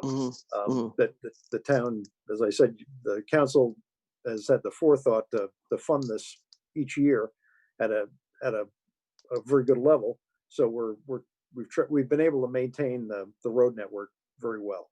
And we can do things to buy time, which is what these alternative treatments do. They kind of they make a road that might last 15 years, maybe it'll last 17 years or 18 years, and you're able to kind of put those puzzle pieces together in a different way and extend the life of your road network and spend less money in a given year based on that. Now, is it fair to assess that maybe a third of the referendum money that goes towards the program is actually dedicated to all new paving? Is about a third? Yeah, I'd say probably almost a half, I would say. Almost a half. Yeah. So like this year, we're paving 5.6 miles. We hope to pave 5.6 miles out of 10.2. We have something going on. Okay. So and that ratio would probably stay the same. I mean, would it probably stay the same even if you were at $500,000 less? I mean, it might work back where you have some more of those alternative measures, just because they're so much cheaper than milling and paving. They're a third or a tenth or things like that. So they're just much more attractive with less funding. But the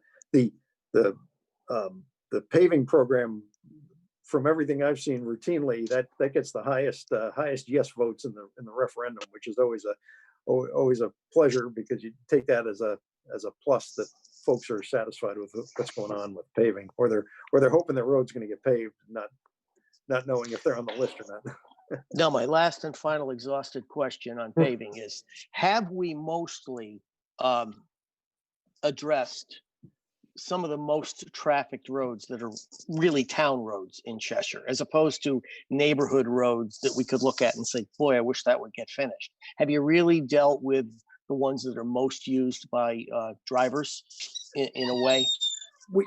We've gotten to what we call the collector roads. So the mountain roads, the Cook Hills, the Cornwalls, the roads that collect a lot of traffic in town. Right. The ones which will come up in a few minutes, that we haven't really gotten to are some of the roads that are more commercial in nature, I'm going to call it. The industrial avenues, the East Johnsons, some of those roads that are heavy truck traffic, and they take a pounding, and they're built to our, what I'm going to call our residential standard, not really a commercial grade of road that you would see if you were building one from scratch today. And a lot of that is just how things have grown up in town, and the road was there and keep paving it. And that's still a legitimate strategy, but we do have a couple requests coming down here for some kind of upgrading the base of these roads and thicker asphalt and some other things that can be done to get some more life out of it. Thank you, George. I appreciate Sure. your answers. Mr. Orris? Yes, it's clear we have a very proactive road management plan, and I'm proud that we do. And George, thank you for that, and thank you to the taxpayers who support, as you said, these items at referendum. But it's also clear to me that we're facing some tough economic times, and if the council so desired to reduce this number to something. We've done it in the past occasionally. I don't think, in my opinion, that that's going to overall detrimentally affect in a big, meaningful way what we're trying to accomplish here. I think we're better than a lot of towns. I know some towns, not that I'm subscribing to this at all, because we obviously don't. Some towns really have no plan for this. They just kind of ignore it, and then all of a sudden they've got major problems. Correct. We thankfully have not done that. But I do think it would be fair to assume that occasionally, we just may not be able to put $2 million into this line item on a one-off basis because of something like COVID going on. So I'm just throwing it out there. If it's the council's desire to look at this line item and cut it a little bit, I'm certainly would consider that and wouldn't think that it would put a long-term strategy at risk. Well, going along with that, I guess I'd ask a question that what if we were to plan that a few years down the road, we'd be having a new additional big capital project, and maybe we had to push this off for a little bit. Are we in a position to be able to do that? So I guess it's twofold questions. One, we're talking about, are we in a position now to do it? But then are we going to be in a position in a few years? Have we crossed the major hurdle of all the major roads that have big problems, and slowing this down a little bit to either accommodate COVID or accommodate a major large project that might come up in a couple of years? Are we able to do that? Sure. Sure. I'll be happy to answer.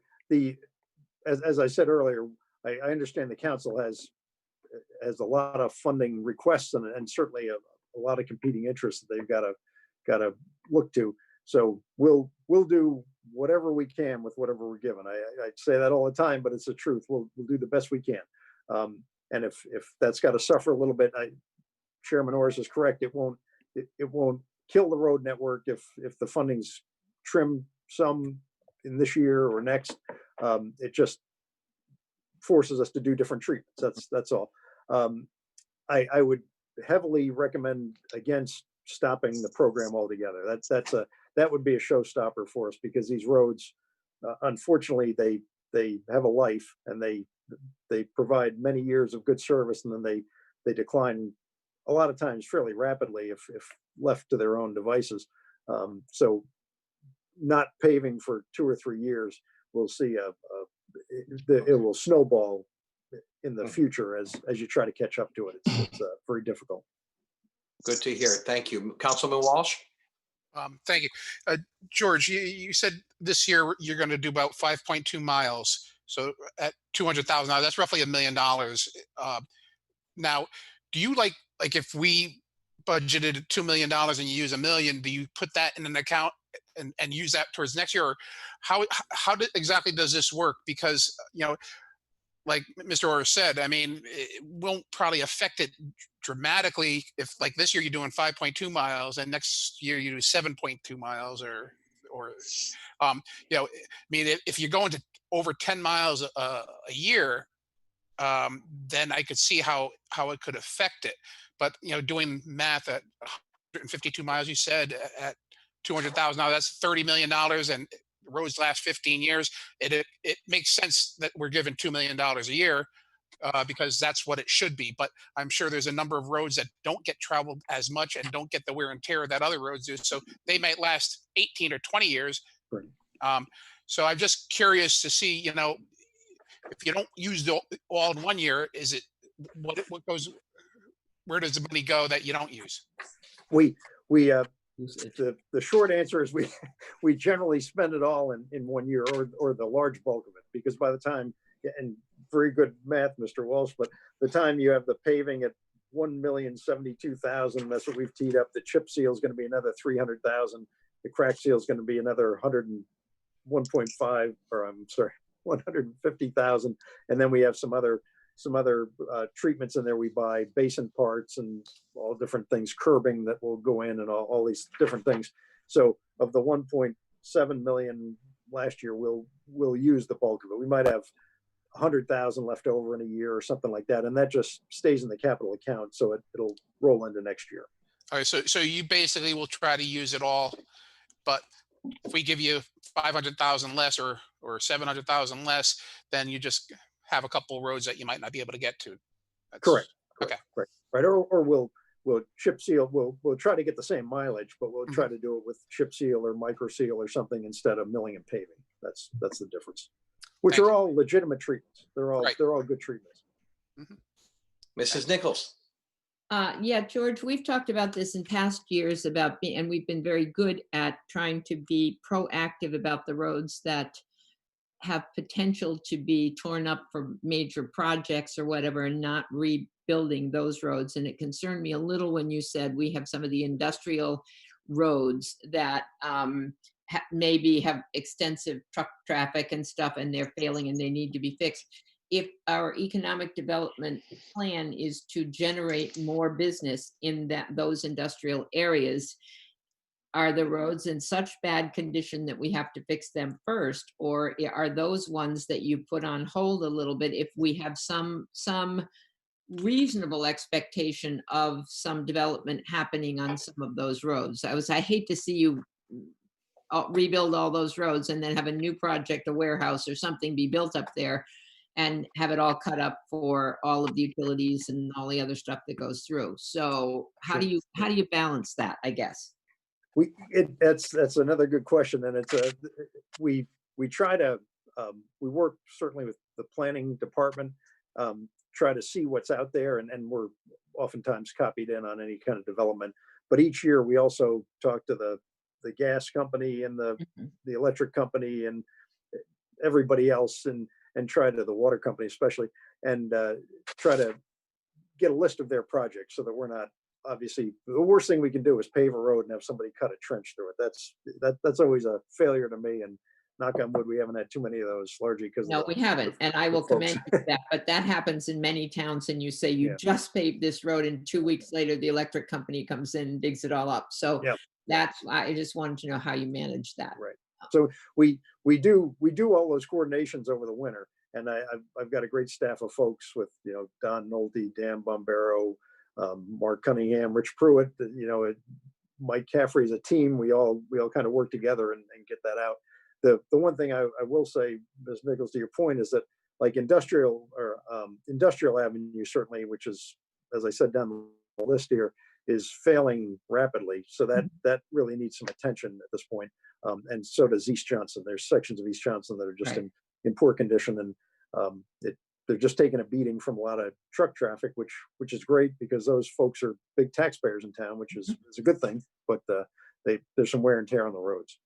I appreciate it. I just think it's important for the residents to know that you do your very best to mitigate those situations from happening. And I know we've all been in towns where we've seen that. So I'm pleased to see that you do that, but the town should be aware that you do pay as close attention as you can.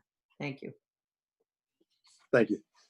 Are there other council members' questions? Mr. Jenks. Thanks, Dave. George, I posed this question to you earlier today or over the weekend, so thank you for looking at those numbers for me. You're about to talk about sidewalks, so I figured I'd throw this out there now since we're kind of between roads and sidewalks. as opposed to, I mean, if we're looking at cutting some of the road funding, which just sounds like perhaps we are, and our roads are in good shape, which they are, you know, I want to kind of throw out there to the council the notion of sort of balancing or equalizing the investments we make in the roads and the investments we make in the sidewalks. Sidewalks are, you know, they have benefits in terms of property values and safety and, you know, and public health and well-being, that kind of thing. So, you know, instead of cutting, you know, the money we may take out of the roads, we could perhaps use that toward expanding sidewalks, is the suggestion I would make.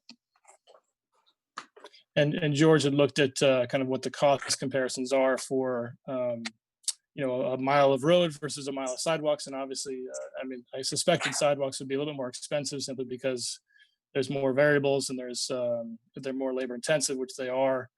You know, sidewalks are about a third more costly on a kind of per mile basis, but that can vary widely.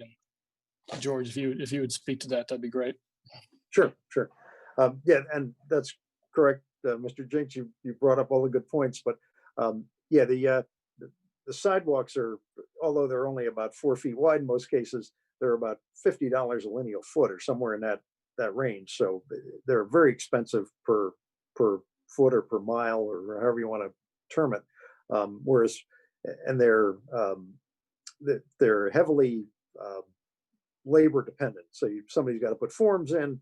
They've got to prep the base. They've got to put wire in there, whatever. They've got to install the concrete. Then they've got to screed it off and do all these things and pull the forms and move on down to the next section. So it's kind of just a conveyor belt without the belt. Whereas paving, you've got all the mechanization has made that much cheaper per mile, frankly. So, you know, whereas a sidewalk could be $275,000 per mile pretty easily, is actually cheaper, and you've got a 30-foot wide road at the same time in a lot of cases. So by square footage, it's no contest at that point.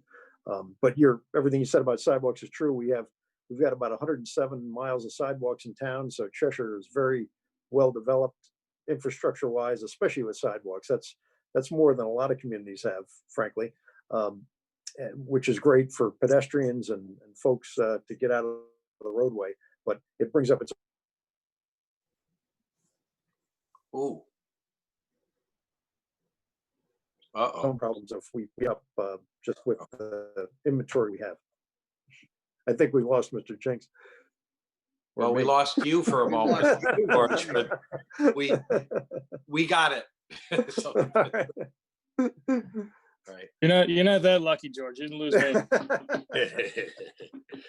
Yeah, I mean, I know that we have a lot of sidewalks, a lot of neighborhoods with sidewalks, but we also are missing or lacking sidewalks in some critical through streets. You know, I noticed that as I'm sure we all notice that as we all kind of travel about town. Those are the through streets are kind of the streets that are kind of a missing link in terms of you know, kids getting to school safely if they want to ride their bike or walk to school, and then people also just kind of, you know, going from their neighborhood into town or something like that. The through streets are kind of a missing link there. So it seems to me like there's an opportunity here to perhaps divert some of the road funding to maybe enhancing some of our plans in terms of the sidewalks. Sure. And we can certainly do that. We have a plan of conservation development, of course, in town, and we try to, as far as public works, we've tried to key around schools, the walking distance for school age children, a mile or so, what I guess depending on the grades. But we've tried to kind of branch out from the schools initially, and then some of the kind of the town center areas, if you will, the parks too, and make sure they're accessible by foot largely. That we as you said, we don't have 100% success there, but that's been our goal, is to kind of key on those areas and not just put a sidewalk down Plank Road where it goes nowhere or something. Yeah, something right. like that. Yeah. And I see there's the project on Cheshire Street, which is great. The plan for the project on Cheshire Street was just a good idea there. Correct, and that came from a resident. Honestly, somebody who had an idea we could link some sidewalks and their children could get to the park much easier off the street, which is Sure. great. And we've had a number of good successes with those in the past, or a number of good ideas for sidewalks in different areas, some with varying degrees of success. All right. That's all I have. Thanks. Thank you, Councilman Jenks. Other questions or comments? All right, move on. You got, I think, 1 or 2 items left, George. Sure. Do you want me to cover sidewalks now, or I can go back? Well, I think Just kidding. we're done with roads, and I think you talked about sidewalks. Yeah, we're good. We're good. Yeah, I think so. Sure. The last couple, and I'm glad I'm being brief, as I promised. We have the stormwater drainage disconnects, which is the MS4 program. A couple of years ago, the state ramped up this MS4 program, which is basically a disconnection of storm sewers from direct discharge into large water bodies, and that all the towns in the state are under some kind of a decree to do varying things depending on the town size. So Cheshire, we've got to do make a bunch of improvements over these years, and some of it is sampling the outfalls to determine if we have any kind of pollutants coming out, and others are things like rain gardens or grit chambers, or things that kind of keep the water from flowing, just discharging straight into a water body and creating turbidity and erosion and all different things. So we obviously, that's going to take some money to perform these disconnections, and we'll use consultants for a lot of this, a lot of the ideas, I guess, and the kind of the brain power behind it. And then we'll try to do some things in-house, or as much as we can in-house, once we get some good candidates. All right. I see no hands. All right. Sure. And then the last two, this, as promised, is the road reconstruction. So there's 4 years worth of road reconstruction. You can see the costs will knock your socks off per road. Some of these are on page 195 if anybody wants to look at the actual dollar figures, but they're kind of taken in order. Industrial Avenue, Scenic Court, East Johnson has 2 sections, and Cornwall Avenue Extension. So Industrial Avenue would be the first one this year if the council chose to fund it, but that section of road is about $620,000 if you build it up to kind of a trucking standard, if you will, or a high heavy use, which includes going down into the base, and you've got to modify the base of the road and then put back a thicker layer of asphalt than we currently have, and everything else. The caveat to that is that we can pave it the way we normally pave other roads. We can skim off 2 inches of asphalt and just repave it and get it looking nice. It'll just have a shorter life expectancy. So a heavy use road like that might only last 12 years anyway. They get a lot of tough use with trucks going over them. And if we do our standard treatment, maybe we'll get 6 or 7 years of use out of it, or maybe a little longer. It depends on kind of the base and how it reacts over those years. So it's just something for the council to think about. We tried to identify these roads that are really in need of some improvement just based on their use profile, I would say. All right. Any comments on the? Just a question on Industrial Ave. When was that last done, George? I'll have to find that for you, Mr. Slocum. I meant to pull that today. I know we did a section of that about 5 years ago. We did and that was probably the front section where it intersects with 10. Correct. Because I remembered that. It didn't seem in my memory it was that far off. Okay. Yep. But that was only part of it. Correct. Okay. And then as you go down around the corner, that hasn't been done in a long time. I okay. Okay. Thank you. All right. Seeing. George, maybe, and then I can move into Cornwall Avenue if you'd like. I think that'd be good, just because that was the question raised at the public hearing, and I know it's not in year 1, but I think the council was looking for some answers to the questions we had last Tuesday night, if you could. Sure. So I know the council got an email from Ms. Jewett, and there were some questions about the widening of that road. I'm sure everybody knows there's a development going on in the rear of that, the rear of Cornwall Avenue extension. 6 houses, I believe, are going up there. And the road itself has about 8 or 9 houses currently on it. The road itself is about 14 to 15 feet wide for the most part. So it's in the public works world, it's a glorified private driveway. It's not very wide. You couldn't really pass 2 cars on there very easily without somebody having to pull out into a driveway a little bit or something like that. So with the planned development that we flagged, as I'm going back to Ms. Nichols' point, with planning and zoning, working with them over the winter, we were involved in that. So we threw in the capital budget in year 5, way out, just an idea of upgrading that road to some kind of more uniform width that would allow traffic to pass both ways. It could be up to a 30-foot wide road, which may not be the best use there because that's a town standard, but I'm not sure how much that would serve the town, that wide a road. But you might get something in the 20-something range with a sidewalk maybe, so kids can cross over and walk to Doolittle if they're of that age, something like that out of those houses. So that was the thought. There's nothing really on the books. There's no plans in place or anything. It was just a kind of a placeholder we put in the capital budget to keep that alive and keep looking at it as we go. I guess what I can say to it is if the council has no objection and the neighborhood has no objection and they want it to remain 14 feet wide, there's Public Works is not pushing that either. It's mainly a placeholder just so we can keep an eye on it and see how it goes once all the houses are built out. Uh-oh. All right. Are there other? Am I still on? Yours? Yeah. Yes. We Yes, just you're lost still on. power. Sean just went dark Yeah. for a minute. I think they had to move. We all lost power. No, the town hall. Oh, really? Jim Jaska didn't pay the electric bill. Yeah. Councilman Jenks had a question.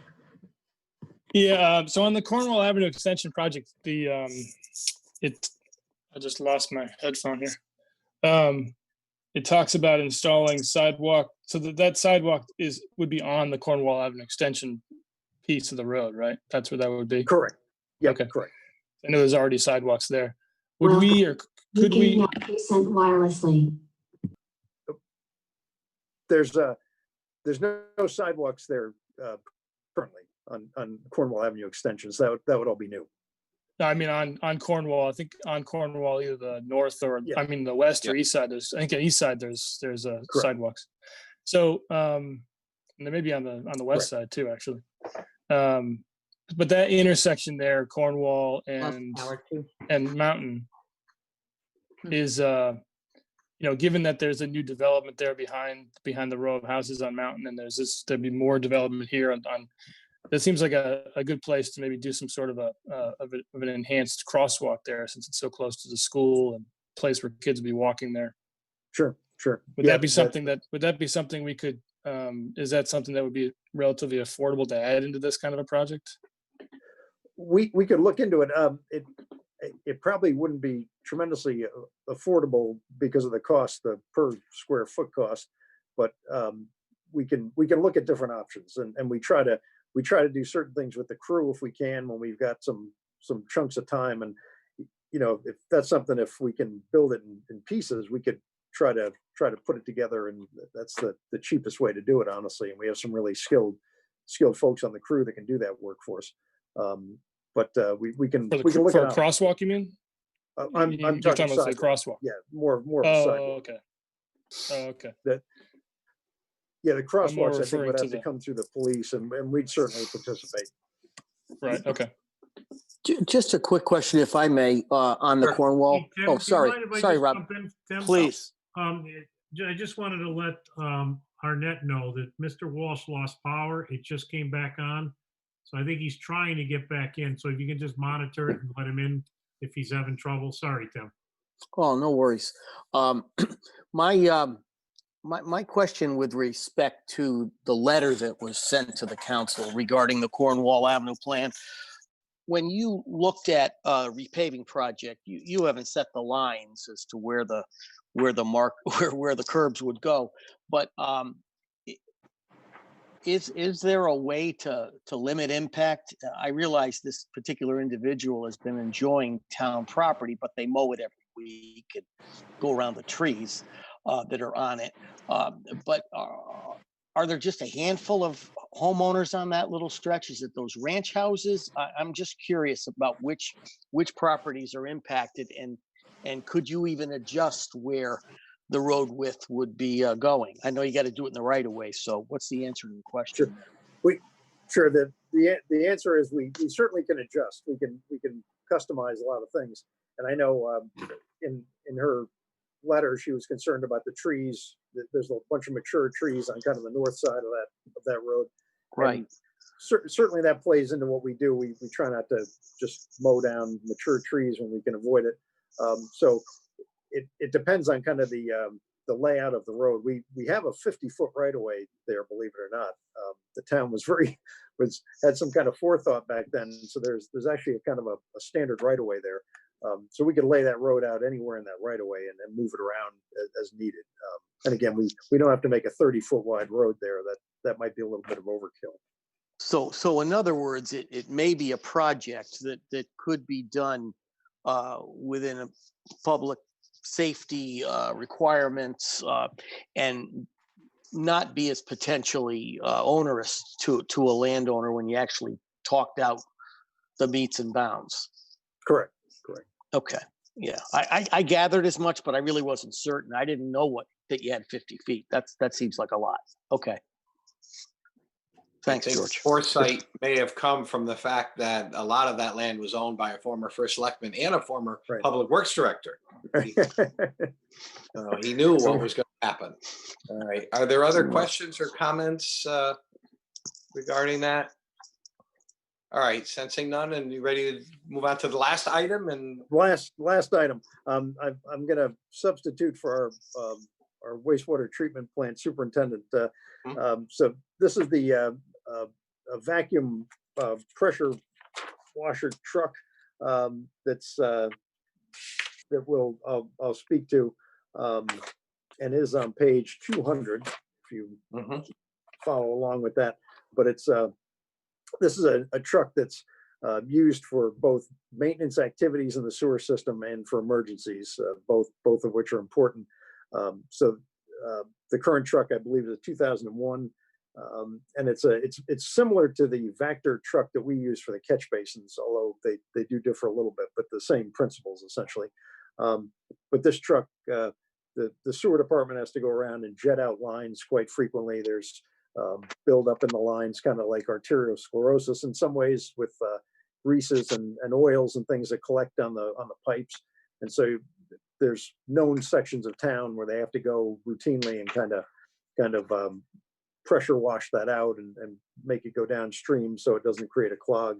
And they try to roll that truck out a couple times a week, certainly 2 to 3 times a week from what he says. And then there's probably another 15 or 20 emergency calls that truck responds to, where there's a blockage in the line. They've got to get the line unclogged before sewage goes into folks' basements, which is obviously never a good thing in the public works business. So it has to be reliable and obviously be available to the crew for that use.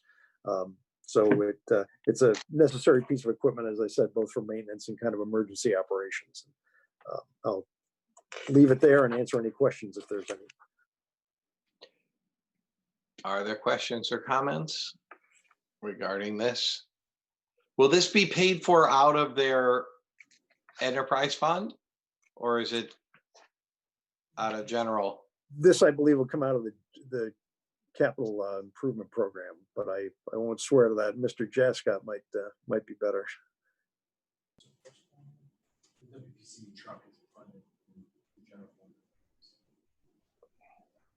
That truck would be the general fund. I'm sorry. Okay. Yeah, it's All just It's just the sewer plant upgrades that are in the WPCD debt. Any equipment is general fund. I didn't hear the whole thing, but I assume the gist of it was that it's paid for out of general funds. Correct, yeah. Okay, all right. All right. Are there other questions or comments? George, thank you very much. That was a Thank you. lot. Thanks for paying attention. Appreciate it. Mr. Orris? Oh, my apologies. I was waving to George. So. Oh, okay. All right. We've now had the opportunity to review all of these. I'm hopeful that we can get a quorum for next week, possibly. If not, put this on the agenda for the July regular council meeting. But I would like to hear thoughts. We don't have to necessarily discuss it right now. We're going on 2 hours in the meetings, and I know we want to keep alert in such an important item. But I'd like to hear some of your thoughts either now or you can email me, so that we can try to put together a draft and send it out of our comments. I've certainly heard comments tonight that, maybe it's not time for the park and rec. Maybe it's time to consider a little less money for road work. Maybe it's time to consider a little more money for some sidewalks. Those were most of the comments that I'll have to look at my notes, but I think that's mostly what I heard, for some minor tweaks and adjustments here and there to this. But overall, it seems that we're generally satisfied. I would say if we took out the park and rec, we'd be able to just make the statement that we cut it in half just from that one item. $12 million, take out $5.5 million, and you're just about in half. So I think we certainly are showing that the town's business is moving forward, but at the same time, we're being judicious and careful. So if you all would want to give me your comments and thoughts over the next few days regarding items that you've had a chance to think about that maybe shouldn't be there, or you'd like to change in some way that you didn't discuss tonight, I'd appreciate hearing that and put something together for us all to look at. Mr. Barry, could I just add one quick Sure.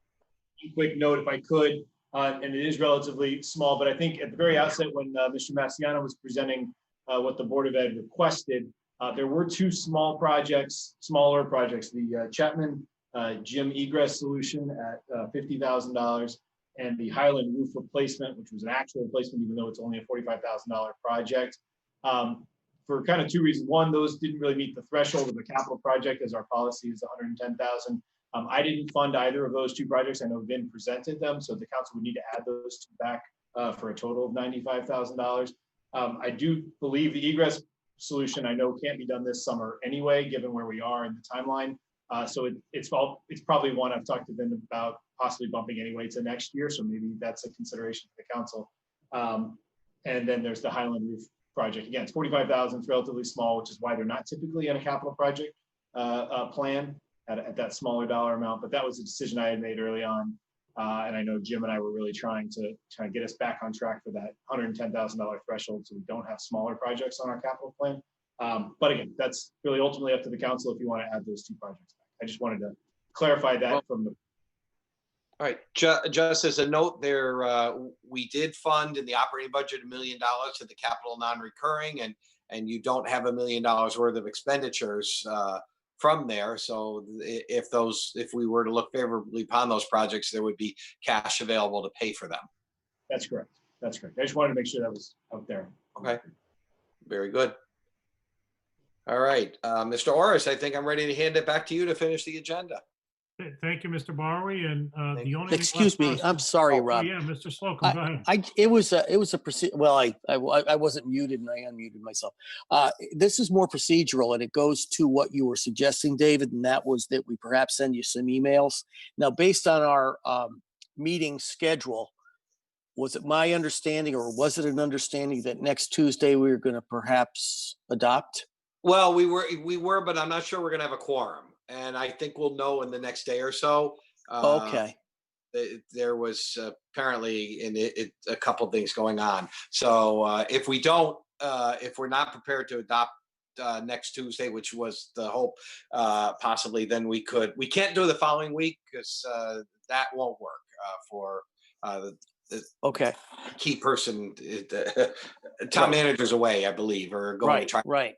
So Okay. we would just postpone, and I certainly want to don't do it the holiday week. So we would want to just bring it up as an item on the regular agenda, unless the July agenda is very big and full. So Mr. Orris and I have some discussing to do and all that. But the hope is for either next Tuesday or the July council meeting, the regular council meeting. Okay. But I'd like to have your comments in case we will be prepared for next week.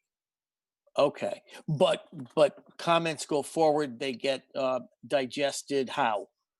Well, mean, I was gonna, that's I really thought my we would question. review as a budget committee when I got the comments and see what we wanted to put forward as a draft for the council. To consider. Okay. Okay. That's fine.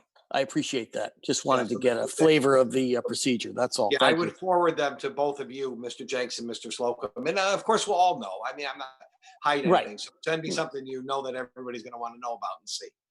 Okay. Appreciate that. Thank you. Thank you, David. Excuse me, Rob. Go ahead. Oh, no problem, Tim. Thank you. Well, with that, we'll move on to items 5 and 6, going into executive session to discuss personnel matters and potentially contract negotiations. I'm not sure if there are any. We're not going to have that. Okay, so we'll go into executive session to discuss personnel matters. And at the conclusion of that, we'll just be adjourning from this meeting. So if I can get a motion to go into executive session to include, Sean, who is going to be entering this executive session? Up to you, but the Attorney Smith I know is here. Yep. My son Jim is not needed, and I don't think anyone else is still on the call. George is, oh, there goes George. So. Okay, so it looks like you and Ms. Talbot and Attorney Smith, correct? That's right. Okay. So So we'll entertain a motion to go into executive session to discuss personnel matters to include those individuals. So Thank moved. you, Mr. Veliver. Second, Mr. Talbot. All in favor? Aye. Motion passes unanimously. Thank you.